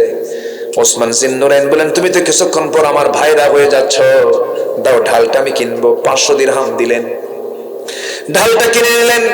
কিনে নেওয়ার পরে টাকা নিয়ে সাইয়েদনা আলী চলে যাচ্ছেন পিছন থেকে। ওসমান জিন্নুরাইন বলছে আলী এইদিকে আসো, আত্মীয় তো কিছুক্ষণ পর হয়ে যাচ্ছ, ভাইরা তো হচ্ছ, কিছু গিফট কিছু উপহার তো দেওয়াই লাগে। এই যে ঢালটা নিলাম, ঢালটাও তোমাকে হাদিয়া স্বরূপ দিয়ে দিলাম, যাও। ঢাল আর টাকা নিয়ে চলে গেলেন। নবীর সামনে দাঁড়ালেন। রাসূল বলছেন আলী ঢাল বুঝে বিক্রি হয় না? বিক্রি হয়েছে। কোথায় বিক্রি হয়েছে? এই যে টাকা আনছি। কার কাছে বিক্রি করলে? ঢাল তো নিয়ে আসলে। কোথায়? ঢাল বিক্রি করছে, আবার হাদিয়াও পাইছি। কে? কোন লোকটা? ওসমান। লোক আর খুঁজে পাও নাই। সুবহানাল্লাহ। আত্মীয়ের মধ্যে যে প্যাঁচ লাগাইছো। আমার বড় জামাইকে আমি কিছুই বলতে পারলাম না, বড় জামাইয়ের সঙ্গে কোনো পরামর্শ করতে পারলাম না। তুমি আগে গিয়ে ঢোল পিটে আসছো। আমার বড় জামাই যেন কি মনে করে, কিন্তু জামাই তো এরকম শেষরা জামাই না আমার আপনার মতো। সুবহানাল্লাহ বলবেন না? আরে আজকের জামাইরে যদি না বলা হয়, বড় জামাই জানে না যে আমার শালীর বিয়া, তোর বাপের রেখে তোর বাপই বিয়া করা, আমার যাও ঠেকা করে নাই। কি ঠিক কিনা কর? এরকম তো শেষরা জামাই না। ওসমান জিন্নুরাইন বললেন খুব খুশি হয়েছি, যাও আলী, রাসূলুল্লাহর চয়েস খুব ভালো। সুবহানাল্লাহ বলবেন না? টাকা নাই, পয়সা নাই, এরপর একজন ধনী সাহাবী বলছেন রাসূলুল্লাহর চয়েস খুব ভালো। আল্লাহু আকবার। আমার নবীজি মেয়েকে বিয়ে দিয়ে সালাম দিয়ে বিদায় দেন নাই। আমার নবীজির মেয়ে ফাতিমাকে বিয়ে দেওয়ার পর থেকে নিয়ে মৃত্যুর দিন পর্যন্ত আমার নবীজি ফাতিমাকে 3টা দিন পার হতে দেন নাই, দেখা সাক্ষাৎ না হয়ে থাকতেন না। আমার নবীজি 3 দিন পার হলে ছটফট করতেন, আমার কলিজার টুকরা ফাতিমা কই গেল। সুবহানাল্লাহ, সুবহানাল্লাহ। এত তার সন্তানদের প্রতি টান ছিল, পরিবারের প্রতি টান ছিল। এগুলো সুন্নাহ। এগুলো কি বলেন? সুন্নাহ। আপনার স্ত্রীর মুখে খাবার তুলে দিবেন, এটা সাদকা দান। এটা আপনার সন্তানকে আপনি আদর করবেন, এটা আপনার জন্য সাদকা। আপনার সন্তানের মুখে খাবার, এটা সাদকা। এগুলো সুবহানাল্লাহ বলেন। আমরা এগুলো বুঝি না তো। অনেক বাপ আছে মেয়েকে বিয়ে দিয়া ওই যে বিদায় দিয়ে দিলার মনে মনে করে বিপদ গেল, এরকম বাপ আছে। কিন্তু আসলে এরকম কিছু বাপ আছে না? আছে। সালাম খান দিয়া বিদায় দিয়ে দিল, মেয়ের বাড়ি যায় না। 2 যুগ যায়, 10 বছরও চলে যায়, মেয়ের বাড়ি যায় না। এটা ঠিক না। আমার নবীজি মেয়েদেরকে বিয়ে দিয়েছেন, ঘন ঘন সংবাদ নিয়েছেন, মেয়ে আমার তুমি কেমন আছো। একদিন বলতেছে আব্বা আপনি রাষ্ট্রপতি মানুষ, আমার স্বামী গরিব মানুষ, ঘর নাই বাড়ি নাই, ছোট্ট 2টা আপনার নাতি, দারুণ কষ্ট হয়, আমার বাড়িতে কোনো খাদেমা নাই।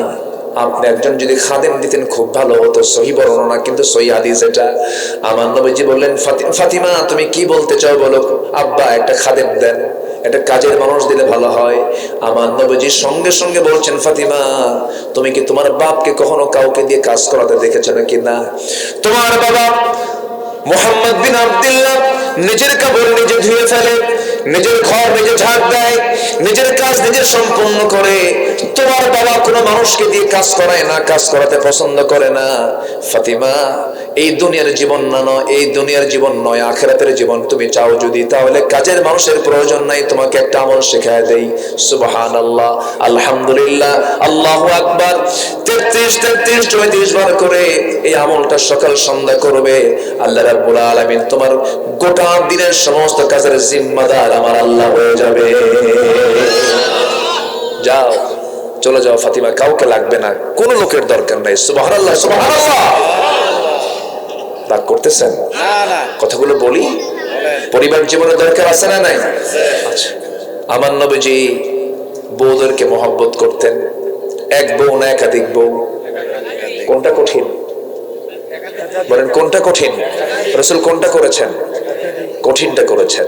আমরা যেন কঠিনের মধ্যে না যাই। ওই দেখছেন কই কি লেবি,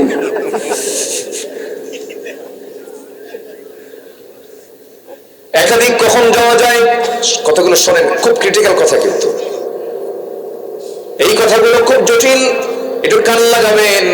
একাধিক কোন সময় যাওয়া যাবে? যে সময় দেখতেছেন কোন একটা নারীর চরম বিপদ, বিধবা হয়ে গেছে, নিজেদের মধ্যে হয় কিনা বলেন, বিধবা হয়ে গেছে, তালাক প্রাপ্ত হয়ে গেছে, অসহায় নারী হয়ে গেছে, তার পাশে কেউ নাই। এমন সময় এই সমস্ত কারণে আপনি বিয়ে করতে পারেন, কিন্তু আজকে কি বিধবার দিকে যায় নাকি, তালাকের দিকে যায় নাকি? তাহলে আপনি যে বিয়েটা করতে চাচ্ছেন, বলেন যে বিয়ে করা সুন্নত, ওই যে বিধবা সুন্নত, তালাক প্রাপ্ত সুন্নত, অসহায় সুন্নত। তাদেরকে যদি তুমি ওই নিয়তে বিয়ে করো যে না, তার অসহায়তা দূর হয়ে যাক, তার বিধবা, তার কষ্টের জীবন এটা দূর হয়ে যাক, তালাক প্রাপ্ত নারী, তার অসহায়তা দূর হয়ে যাক, সেই সময় যদি আপনি বিয়েটা করে নিতে পারেন, এটা আপনার জন্য সওয়াবের কারণ হতে পারে। তবে এরপরেও আপনার বাড়িতে অশান্তির যদি কোনো পরিবেশ তৈরি হয়, এটা আপনাকে খেয়াল করতে হবে। আল্লাহ বলছেন তোমার জন্য একটাই উত্তম, ফাওয়াহিদাতান, একটাই তোমার জন্য উত্তম। কে বলে দিয়েছেন? আসতে বলবেন না, কে বলে দিয়েছেন? আমার মায়ের আজকের আমার ওয়াজে দারুণ খুশি। হুজুর ওয়াজ একখান দিলেন আপনি, কি রাগ করতেছেন নাকি আপনারা? লোড বেশি নিলে সমস্যা না বলেন? লোড বেশি নিলে তো সমস্যা। তো আর বিয়ে মানুষ না, ওরে বাপরে বাপ, সব মেনে নেবে, কিন্তু এটা মানার দারুণ কঠিন ব্যাপার। হুরের গল্প করলে তাদের সহ্য হয় না। রাতের বেলা এই গল্প করা যাবে না, কিন্তু হুরের গল্প যদি করেন সকাল বেলা করেন। রাতের বেলা যদি এই শীতের ভিতরে লেপের মধ্যে দুইজন শুয়ে যদি বলেন জানো জান্নাতে কিন্তু আল্লাহ তাআলা আমাকে 10,000 হুর দেবে, বলবে বালিশ না ওই দিক কাছে শুয়ে পড়ো, এদিকে তাকাবি না। আল্লাহ তাআলা মেয়েদেরকে এই তবিয়ত দিয়ে, নেচার দিয়ে বানিয়েছেন। আমার নবীজি দোয়া করতেছেন, আল্লাহ আমার খাদিজাকে জান্নাত দাও। পিছন থেকে আম্মা জান আয়েশা, বুড়ির জন্য এখনো কান্না লাগে। চিন্তা করুন, আম্মা জান আয়েশার মতো মানুষ। উম্মে সালমা আমার নবীজি আরেক স্ত্রী, আম্মা জান আয়েশা বলতেছে ও তো খাটো। কি কথা কি বুঝতেছেন? ও তো কি খাটো। রাসূল বলতেছেন তুমি যে কথাটা বললে খাটো, এই শব্দ যদি 7 সমুদ্রে ছেড়ে দেওয়া হয়, লামাজাজাতহু, তোমার এই কথার ওজনে সব পানিগুলো বিবর্ণ হয়ে দুর্গন্ধ হয়ে যেত।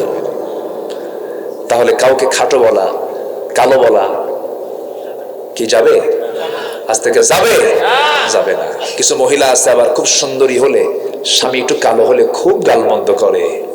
একটু মাদের দিকে যায়, একটু বলি নাকি, বলা দরকার আছে না? বউটা একটু সুন্দরী, স্বামী একটু কালো হয়েছে, হয়তো বিয়ে শাদী আল্লাহ জুটাই দিছে, বিয়ে শাদী হয়ে গেছে, কিন্তু দেখবেন কিছু কিছু মহিলা আছে সুন্দরীর কিন্তু বড়াই করে। একটু কিছু বললি তখন বলে শোনো তুমি কি তোমার চেহারা দেখো, আমার দিকে তাকাইছো, এটা আয়নার দিকে চেহারা তাকায় দেখো, আমার সঙ্গে যে তোমার বিয়ে হয়েছে তোমার 14 গোষ্ঠীর কপাল। দেখছেন কি খোঁটাটা মারলো, দেখেন আছে না নাই?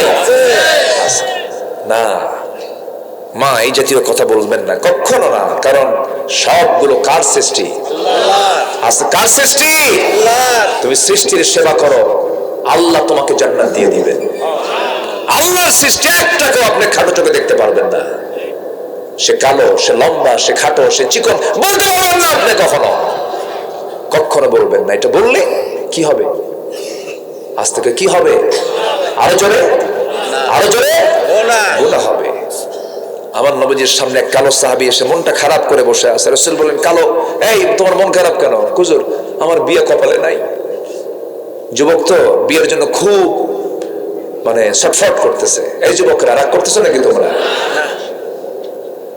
বিয়ের জন্য ছটফট করতেছে, ওদের বিয়ে হয় না, বহু মেয়ে দেখলাম কেউ বিয়ে দেয় না, কালো মানুষ, আমার কেউ পছন্দই করে না। রাসূল বলেন তোমার তো কপালে আসে নাই এখন, ঘটক তো আমি।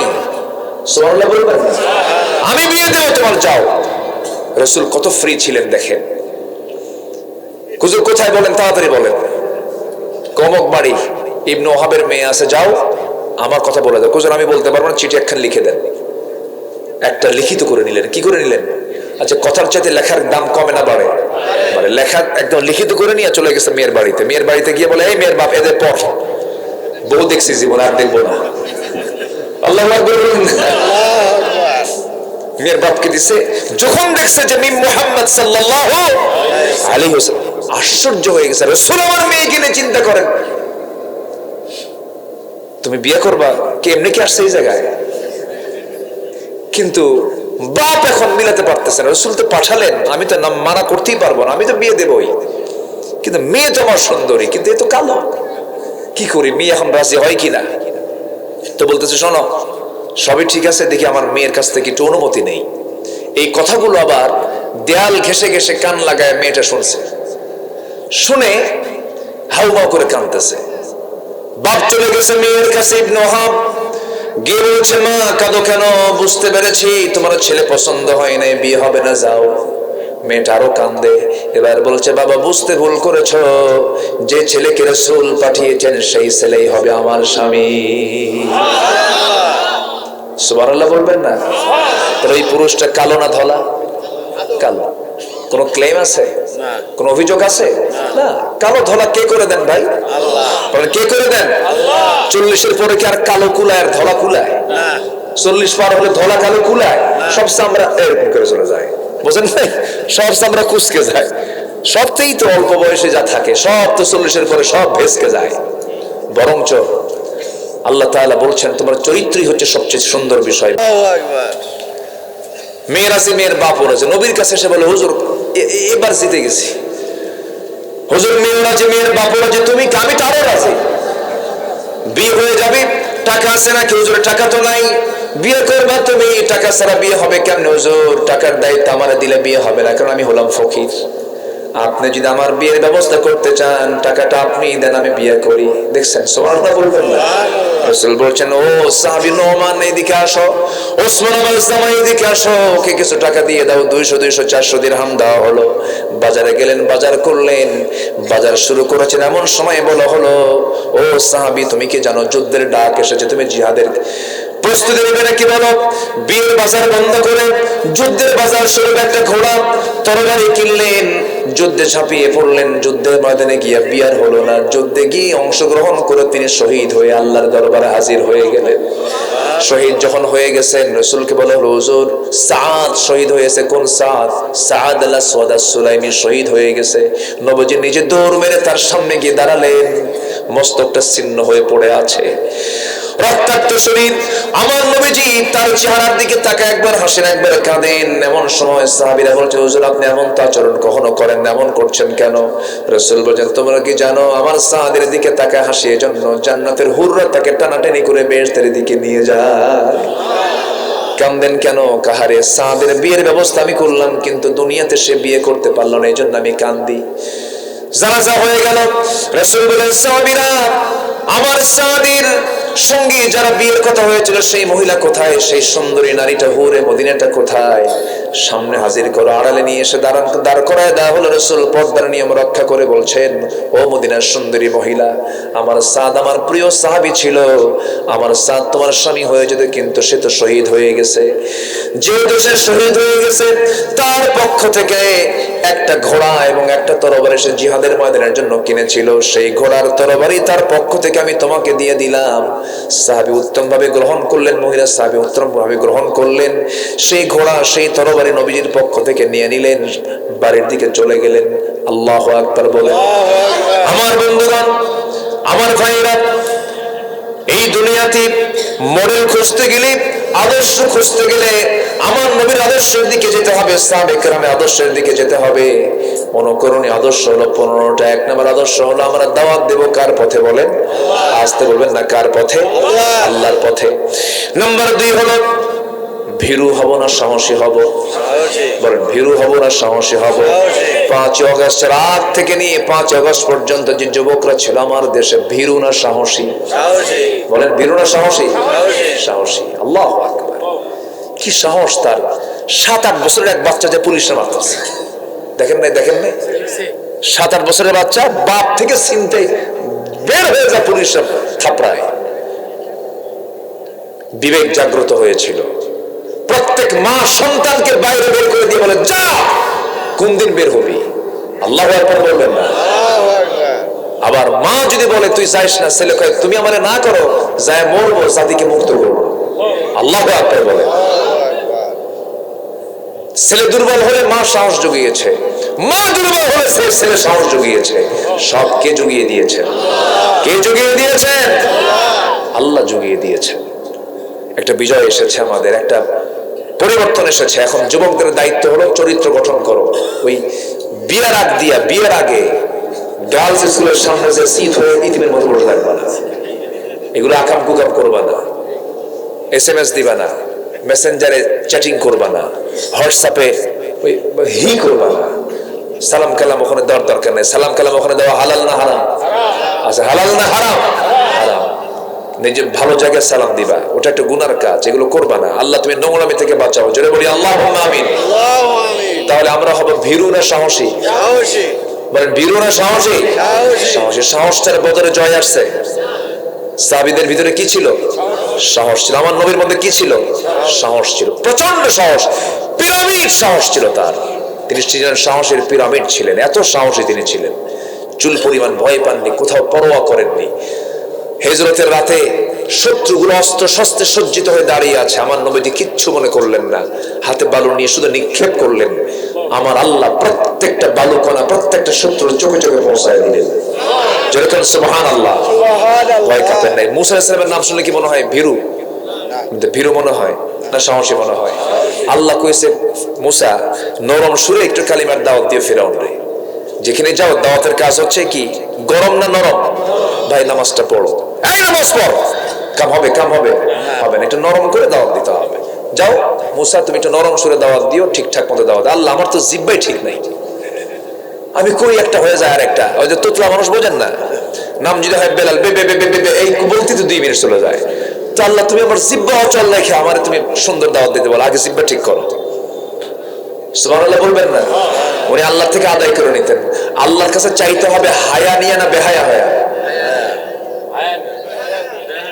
বেহায়া হয়ে চাইতে হবে। একবার চাই চুপ থাকবেন, আমার লজ্জা নাই আল্লাহ, আমি এতবার বলতে পারি, কাম হবে না। আল্লাহর কাছে বলতে হবে একবার না বারবার? বারবার কি হায়া নিয়ে হয়? হ্যাঁ বলেন, একবার হয় হায়া নিয়ে, আর বারবার হয় বেহায়ার মতো। একদম বেহায়া থাকবে, হায়া থাকবেন। আল্লাহ দাও তুমি। মুসা ছিলেন এরকম বেহায়া চাওয়া মানুষ একজন। আল্লাহু আকবার বলেন। চাইতেন আল্লাহ, তুমি আমার জিহ্বাকে ঠিক করো, এরপরে তুমি কি করো করো। রব্বি ইশরাহ লি সাদরি ওয়া ইয়াসসির লি আমরি ওয়াহলুল উকদাতাম মিন লিসানি। বাস, কাম হয়ে গেছে, একদম জিহ্বা ক্লিয়ার। আল্লাহ বললেন তুমি একটু নরম সুরে কালিমার দাওয়াত দাও। করলেন কি? আচ্ছা ঠিক আছে, যাবো আল্লাহ। আমি কি একা যাবো? কেন, তোমার ভাই হারুন কেউ নাও। হারুন ছিলেন বড় ভাই। হারুন ছিলেন কি? বড় ভাই। তাহলে 2 ভাই কি নবী, 2 ভাই নবী। একটা স্বতন্ত্র পরিবার এটা। ভাই 2 জন নবী, আবার শ্বশুর সেও নবী। আল্লাহু আকবার বলেন। আর ভাগিনা একজন আছেন ইউস ইবনে নুন, তিনিও নবী। মোট নবী কয়জন হলো? 4 জন। বলেন কয়জন? 4 জন। ভাগিনা, শ্বশুর, ভাই। তাহলে ওই পরিবারটা কি পরিবার? নবী পরিবার। আল্লাহু আকবার বলেন। কি সম্মান আল্লাহ পাক এই পরিবারকে দান করেছেন। যাও তুমি কালেমার দাওয়াত দাও। তো ভাই হারুনকে নিলেন। ভাই হারুন চলো, আল্লাহ কইছে দাওয়াত দেওয়ার জন্য, ইযহাব ইলা ফিরআউনা ইন্নাহু তাগা। আসছেন রাজ দরবারে, কিন্তু কম কথা না। সামনে দাঁড়ায় বলতেছে ফিরআউন। কি কথা বুঝতেছেন কি? আল্লাহ কি কইছে? নরম না গরম? কিন্তু এদিকে কি হয়েছে? গরম। ওনার অভ্যাসই ছিল গরম হওয়া। আল্লাহ মানে পাঠায় দিয়েছে, যা তুই তাড়াতাড়ি কালেমা পড়ে মুসলমান হ। ফেরাউন বলল তোমার সঙ্গে এটা কে? আমার ভাই হারুন, এটাও আল্লাহর নবী। তোমার আল্লাহর কাজ নাই কাম নাই, একই করে 2 নবী পাঠাইছে না? বলেন তো এই কথা শুনলে কি মেজাজ কি কম হওয়ার কথা না বাড়ার কথা? লাঠি বের করে কয় ফেরাউন সামলায় কত খায়া ফেলাবো কিন্তু। আল্লাহু আকবার বলেন। এমনি বিজয় আসে নাই। ভীরু না সাহসী? তাহলে ইমানদার হবে ভীরু না সাহসী? সাহসী। নবীদের ক্লেম ধরার জন্য যুগে যুগে সবাই চেষ্টা করেছে, দোষ ধরার জন্য। আলেমদের দোষ ধরার জন্য কি আছে না নাই বলেন তো? আল্লামা সাঈদীর বিরুদ্ধে মামলা দিয়েছিল ধর্ষণের। শয়তান কয় আমিও রাগ করছি। শয়তান কি কয়? এটা আমিও বিশ্বাস করি না। এই মামলাগুলো দিয়েছে। তো মুসা আলাইহিসসালামের বিরুদ্ধে একটা এরকম মানে ক্লেম তারা দিয়েছিল, শারীরিক একটা অক্ষমতার কথা তারা বলেছিল। সেটা হলো হঠাৎ করে এমনি বলছিল, এটা রিউমার ছড়িয়ে দিয়েছে, মুসার একটা সমস্যা আছে শারীরিক। কি? একশিরা ব্যারাম আছে। কি এই এলাকায় কি কয়? কি কয় এই এলাকায়? কি কয়? সেটাই বলে। মানে একটা ছোট একটা বড়। কি কথা কি বুঝতেছেন আপনারা? তো এই রোগটা ওর এমনি উদ্ভট বানায় ফেললো যে মুসার এই ব্যারাম আছে, ও আবার কিসের নবী? উনি যখন এই কথা শুনলেন এমন রাগ উঠছে। বলেন তো উনি কি ভীরু না সাহসী? বলেন তো, ভীরু না সাহসী? ভীরু লোক কি মোকাবেলা করতে পারে? ভীরু লোক কি কথা বলতে পারে? প্রচন্ড সাহসী তিনি। কি শেষ করে দেব না? চালাবো আলোচনা? আচ্ছা আচ্ছা ঠিক আছে। প্রচন্ড সাহসী তিনি। যখন শুনছেন যে এরকম আমার বিরুদ্ধে, আমার তো এটা নাই, দারুণ খেপে গেলেন। আল্লাহকে বলেন, আল্লাহ এটা কি মানা যায়? এখন আমি কি করবো? তোমার চিন্তা নাই, দেখা যাক, সমস্যা নাই। উনি করছেন কি, সেই সময় একটা সিস্টেম ছিল, এটা যদি এটা সুন্নাহ, এখন আধুনিক সুন্নাহ নয়। উনি করলেন কি, একটা পাথরের উপরে লুঙ্গিটা খুলে গোসল করতে নামলেন। কি কথা কি বুঝতেছেন আপনারা? গোসল করতে নামলেন, আল্লাহ বলেন পাথর দৌড় মার। কি কথা কি বুঝতেছেন? পাথর কি মার? দৌড় মার। একজন সহি বর্ণনা না কিন্তু এটা, পাথর দৌড় মার। পাথর দৌড় মারা শুরু করছে। উনি গোসল করে এসে দেখে পাথরও নাই, লুঙ্গিও নাই। এখন বলেন তো কি মুশকিল? মুসা আলাইহিস সালামের হাতে লাঠি ছিল, লাঠি নিয়ে তিনি সতর্কটা ঢাকার জন্য ব্যাকুল হয়ে গেলেন, কিন্তু পাথর তো দৌড় মেরেছে। তিনি পাথরের সঙ্গে সঙ্গে তিনিও দৌড় মারলেন। পাথর দৌড়ায়, মুসাও দৌড়ান লুঙ্গি ধরার জন্য, কিন্তু লুঙ্গিটা পাচ্ছেন না। কিন্তু পাথরকে অর্ডার দিয়েছেন, তিনি আমার কে ধরবেন কেমন? আল্লাহ তো অর্ডার দিছে। পাথর দৌড়া দৌড়া চলে যায়, মুসাও দৌড়া দৌড়া যান, কিন্তু পাথর সেই জায়গায় গিয়ে থেমে গেছে যে জায়গায় ফেরাউন তার সমস্ত মন্ত্রী পরিষদ নিয়ে বসে গেছে। সেই জায়গায় গিয়ে যখন পাথর থেমে গেছে, মুসা আলাইহিস সালাম বললেন, এই পাথর তোর কি হুঁশ কাণ্ড জ্ঞান কিচ্ছু না? আমি তো, আমার গায়ে কিছু নাই, থাম তাড়াতাড়ি। ওই লুঙ্গি হাতে নাও মাত্র ওইদিকে ফেরাউন তার সমস্ত মন্ত্রী পরিষদ নিয়ে নিচের দিকে তাকায় দেখে সব ঠিক আছে। সুবহানাল্লাহ বলবেন? কি কথা কি বুঝতেছেন? কথা কি বোঝা যায়? আজকে ওদের চরিত্রের সমস্ত মুখোশ উন্মোচন হয়েছে। আলেমদের কোনো দোষ নেই, সব দোষ ওদের। সব মুখোশ উন্মোচন করে দিয়েছেন তিনি আমার কে? কে কে? আল্লাহ। আল্লাহ নাই? আল্লাহ আছেন না? নাই, আছেন। কিন্তু ভীরু হওয়া যাবে না। কি হব আমরা? সাহসী। আল্লাহর কাছে দোয়া করব, কি দোয়া? রব্বানা আফরিগ আলাইনা সাবরান ওয়া সাব্বিত আকদামানা ফানসুরনা আলাল কওমিল কাফিরিন। জোরে বলুন আল্লাহু আকবার। ফাসদা বিমা তু'মার ওয়া আ'রিদ আনিল মুশরিকিন। আপনি প্রকাশ্যে শুনিয়ে দেন, আপনার কোনো ভয় পাওয়ার কোনো দরকার নাই। নাম্বার 3 হলো আমরা ধৈর্যশীল হব। কি হবে বলেন? ধৈর্যশীল হব। বেশি ধৈর্য ধরবে স্বামী না বউ? দেখছেন, বউ তোমার ধৈর্য ধরার দরকার নাই, বেশি ধৈর্য ধরবে কে বলে? স্বামী। স্বামীর ধৈর্য বেশি থাকতে হবে, কারণ বুদ্ধি বেশি তো স্বামীর, বোঝেন নাই? পরিচালক হবে কে, বউ না স্বামী? নামাজ পড়াবে কে? বলেন, নামাজ পড়াবে কে? বিচার করবে কে? ছেলে মেয়ের গন্ডগোল বিচারক হবে কে? মা না বাবা? সব দায়িত্ব আপনি নেবেন, নেতা আপনি, আর ধৈর্য ধরবে বউ না? আমার বন্ধুগণ, ধৈর্যের পরিচয় দিতে হবে। অনেক লম্বা লম্বা কথা ছিল, এমন একটা সাবজেক্ট নিয়ে বসেছি আমি। এই সাবজেক্টের উপরে 10 দিন কথা বললেও তো শেষ হওয়ার কথা না। এক একটা সাবজেক্ট, এক একটা পয়েন্ট, এক একটা ওয়াজ। নাম্বার 4 হলো পরিবারের প্রতি দায়িত্বশীলতা। পরিবারের কখনো অসচেতন হওয়া যাবে না। পরিবারকে আমরা সময় দেব। আমসিক আলাইকা লিসানাক ওয়া লিয়াসআকা বাইতাক ওয়া বিকা আলা খাতিয়াতিক। রাসূল বলেন, তোমরা যদি নাজাত পেতে চাও 3টা কাজ করো। কথা কম বলো, ঘরকে বড় বানাও, ঘরের সময় দাও। ওয়া বিকা আলা খাতিয়াতিক। নাম্বার 3 হলো তোমার পাপের জন্য তুমি চোখের পানি ফেলে ফেলে কাঁদো। পরিবারকে আমরা সময় দেব। কু আনফুসাকুম ওয়াহলিকুম নারা। নাম্বার 5 হলো আমানতদারিতা, ন্যায় বিচার। ন্যায় বিচার করতে হবে, আমানতদারিতা। এইগুলো রাসূলের মধ্যে ছিল, আমরা আমাদের মধ্যে নিয়ে আসবো। জোরে বলি ইনশাআল্লাহ। ইনশাআল্লাহ। নাম্বার 6 হলো নিকটাত্মীয় প্রতিবেশীর সঙ্গে সুন্দর আচরণ করেছেন মুহাম্মদ সাল্লাল্লাহু আলাইহি ওয়াসাল্লাম। ওমর ফারুক রাদিয়াল্লাহু তাআলা আনহু, আবু বকর সিদ্দিক রাদিয়াল্লাহু তাআলা আনহু কি ধরনের ব্যক্তি ছিলেন দেখেন। খলিফাতুল মুসলিমিন, প্রথম খলিফা, 2 বছর তার খেলাফত আমলে প্রত্যেকটা দিন তিনি এক প্রতিবেশীর ঘরে গিয়ে সেবা করে আসতেন। একটা দেশের রাষ্ট্রপ্রধান, পার্শ্ববর্তী প্রতিবেশীর ঘরে একজন মহিলা থাকতেন, তার স্বামীও নাই, তার ছেলেও নাই, তার মেয়েও নাই, বুড়ি মানুষটাকে কম থেকে কে দেখবে, কে সেবা করবে তার। প্রত্যেকটা রাতে গিয়ে ফজরের আগ দিয়ে তিনি কাপড় চোপড় সহ খাবার দাবার সহ সবকিছু পরিষ্কার খাবার দাবার রেডি করে দিয়ে আসতেন। একদিন ওমর ফারুক খেদমতের জন্য গেছেন ওই মহিলার বাড়িতে, দরজায় নক করেছেন, মহিলা ভিতর থেকে বলে কে এসেছো? হুজুর। তখন সঙ্গে সঙ্গে বলছে বুড়িমা খেদমত করার জন্য আমি ওমর আসছি, আমার কাজ হয়ে গেছে, আমার সেবা একজন করে গেছে। ওমর ফারুক ভাবলেন কে এই যুবক, এই মদিনা নগরে কে এই মহিলার খেদমত করার জন্য আসে? অবাক হয়ে গেলেন। 2 দিন খোঁজ পেলেন না, 3য় দিন তিনি ওই বাড়িটার আড়ালে দাঁড়ায় থাকলেন, কে ঢোকে দেখি, আজকে রাতে কে ঢোকে দেখি। ঢোকার সময় টের পান নাই, কিন্তু বুঝতে পারলেন কে যেন ঢুকলো। কিছুক্ষণ পর তিনি দাঁড়ায় থেকে দেখেন, যখন বের হয়েছে ওই যুবকটা পিছন দিক থেকে, পুরুষ মানুষটার পিছন দিক থেকে হাত চেপে ধরে দেখেন কেউ না, সাইয়েদনা আবু বকর সামনে দাঁড়ায় গেছে। যেরকম সুবহানাল্লাহ। ওমর ফারুক বলছেন কাম আর কাম পান নাই আপনি? রাষ্ট্র চালাবেন, আবার এই খেদমত করবেন, ঘুম পারবেন কখন আপনি? সাইয়েদনা আবু বকরকে ডেকে বলছে ভাই আবু বকর, ভাই ওমর, হাসরের দিন তোমার আমলনামা আমার কাঁধে আসবে, আমার আমলনামা তোমার কাঁধে যাবে না। প্রতিবেশীর হক আদায় করতে হবে। ওয়াতিদাল কুরবা হাক্কাহু ওয়াল মিসকিন। আমার বন্ধুগণ, 2 বছর তিনি খেদমত করেছেন।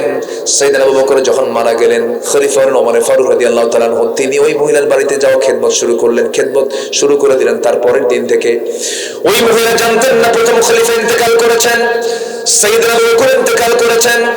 চলে গেছেন রাতের বেলা খেদমত করার জন্য। সব কাজ সম্পন্ন করে ওমর ফারুক ঘর থেকে বের হয়ে এসেছেন। বুড়ি মহিলা খেতে বসেছেন, খেজুর খেতে বসেছেন। ধোয়া খেজুর যখন খাওয়া শুরু করেছেন, খাইতে নিয়া মুখের মধ্যে বিচি লেগে গেল। মহিলা বলতেছেন বুঝতে পেরেছি প্রথম খলিফা, প্রথম আমার খাদেম আবু বকর নাই, খাদেম চেঞ্জ হয়েছে। কারণ আমার আবু বকর যখন আমার খেদমত করতে আসতো, সব খেদমত তো করতে, এমন কি এই খেজুরের বিচি যে আছে, খেজুরের বিচিগুলো বের করে আমার সামনে রাখতো, যেন আমার খেতে যেন চুল পরিমাণ অসুবিধা না হয়। যেরকম সুবহানাল্লাহ। নাম্বার 7 হলো আল্লাহর বিধানের প্রতি শর্তহীন আনুগত্য করতে হবে। আল্লাহর বিধান নিয়ে কোনো কিছু শর্ত দেওয়া যাবে না। চোরাচুরি করলে হাত কাটো, জেনা করলে পাথর মারো। এরপরে খুনিকে খুন করে, খুনি যদি কেউ হয় তাকে দুনিয়া থেকে বিদায় করে দাও। বিধানগুলো কার? আসতে বলবেন না কার? বিধানগুলো আমার এই জমিনে কায়েম হোক, সবাইকে চান নাকি? আমাদের এই দেশে কায়েম হোক, সবাইকে চান? সবাইকে চান আপনারা? আমার বন্ধুগণ, আমার দেশে এখন গসবের উপযুক্ত হয়ে আছে। কেন? হয়তো বলবেন, আশ্চর্য হবেন, আমার দেশে যে সমস্ত অপকর্মগুলো হয় হাদিসের দৃষ্টিকোণ থেকে, যে সমাজে জেনা থাকবে গজব আসবে, যে সমাজে মদ থাকবে গজব আসবে, যে সমাজে সুদের কারবার চলবে সেই সমাজে গজব আসবে বলেছেন মুহাম্মদ সাল্লাল্লাহু আলাইহি ওয়াসাল্লাম। আমার বলুন, আমার দেশে গজব আসার সম্ভাবনা আছে না নাই? আসতে বলবেন না আছে না নাই? এই সুদ, জেনা, মদের বোতল এগুলো বন্ধ হবে ওয়াজ দিয়া না আইন দিয়া? আইন দরকার আছে না নাই?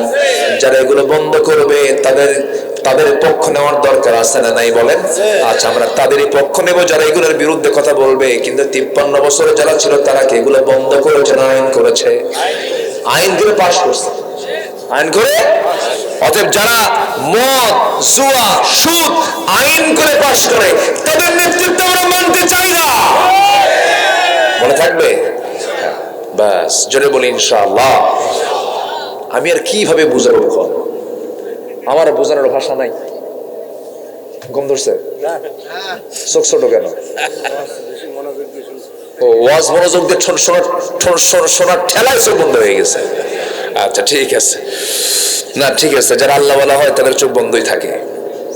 নাম্বার 9 হচ্ছে ঈমানের পথে আমরা অবিচল থাকবো। জোরে বলি ইনশাআল্লাহ। ঈমানের পথে অবিচল থেকে আমার মরণ যেন হয়। জোরে বলি আমিন। আজকে তো কোনো গজল টজল গাওয়া হয়নি মনে হয়। ঈমানের পথে অবিচল থেকে আমার মরণ যেন হয়। জোরে বলি আমিন। দাও খোদা দাও আমায় আবার ওমর দারাজ দিল, দাও খোদা দাও আমায় আবার ওমর দারাজ দিল।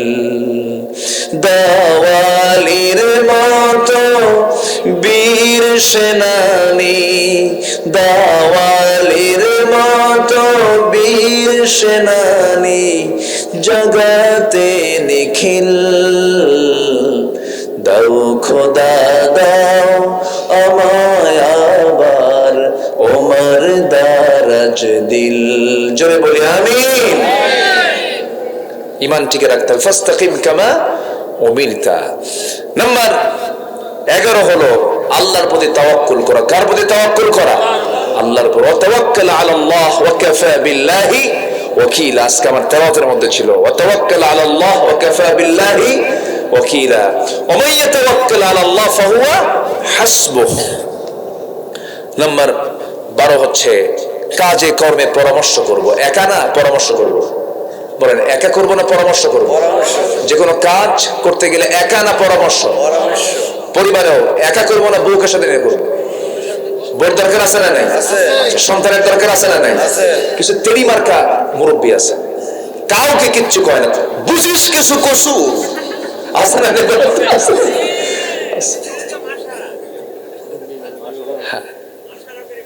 হ্যাঁ, মশারা করতে হবে।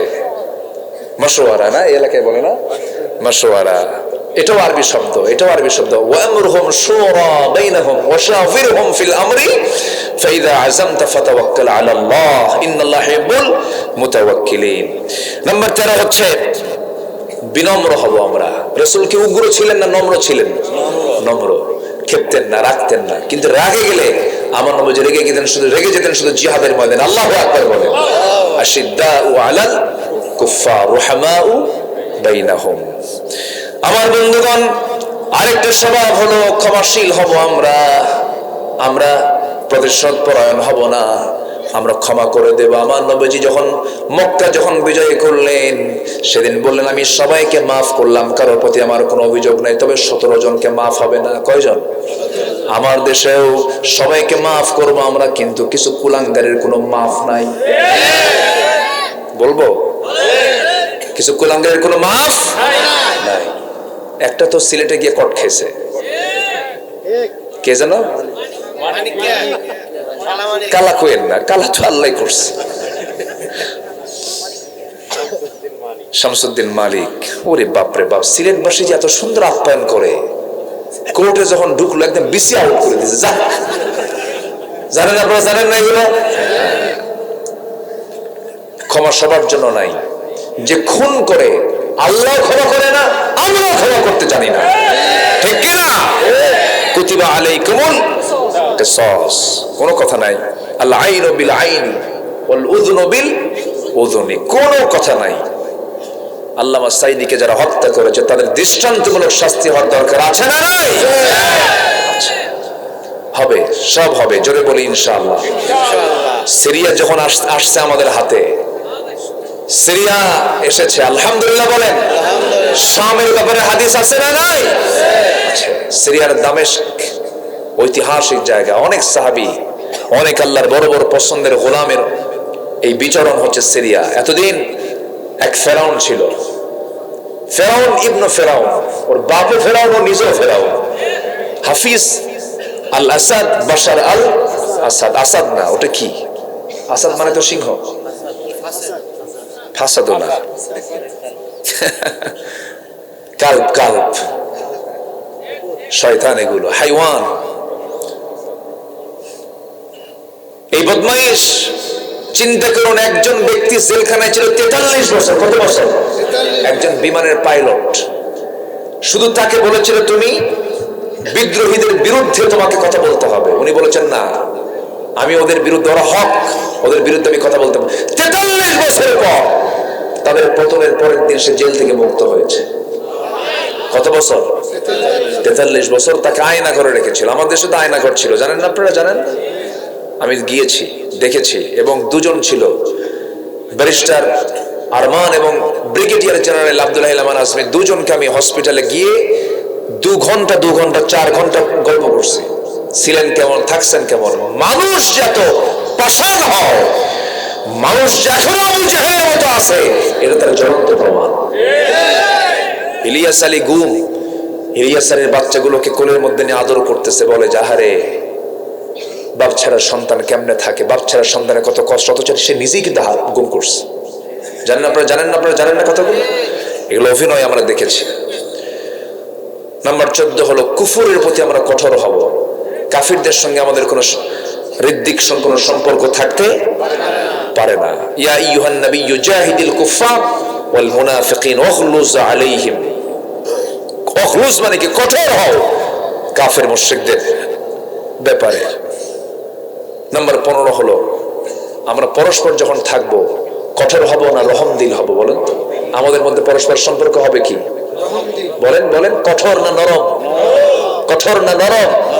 নরম হয়ে যাবে। রাসূল বলতেন মাঝে মাঝে, আমার উম্মতের যদি কষ্ট না হতো প্রতিবেশীকে আমি সম্পত্তির ওয়ারিস বানায় দিতাম। সুবহানাল্লাহ বলবেন না? প্রতিবেশীকে সম্পত্তির ওয়ারিস বানায় দিতাম। রাস্তাকে আটকাবেন? হাসতে কয় রাস্তা আটকাবেন? রাসূল কি বললেন? প্রতিবেশীকে সম্পত্তির ওয়ারিস বানায় দিতাম। মানে কি? প্রতিবেশীর দামটা কত? একটু গন্ডগোল লাগছে, একজনের বাড়ি একটু রাস্তার সাথে যারা বাড়ি, তার আবার পিছনে আরেকজনের প্রতিবেশীর বাড়ি, তো রাস্তার ধারে বাড়িওয়ালার সাথে একটু পিছনের বাড়িওয়ালার একটু টক্কর লাগছে। সন্ধ্যার আগ দিয়ে যে রাস্তা দিয়ে যায় ওখানে খোটা মারা আছে নাকি? খোটা মারা হুজুর আছে এখানে? খোটা মারা মুসলমান আছে না নাই? মারছে খোটা। বলে যে খোটা মারছো কেন? বেশি ফটর করো না, হাঁটো এখন।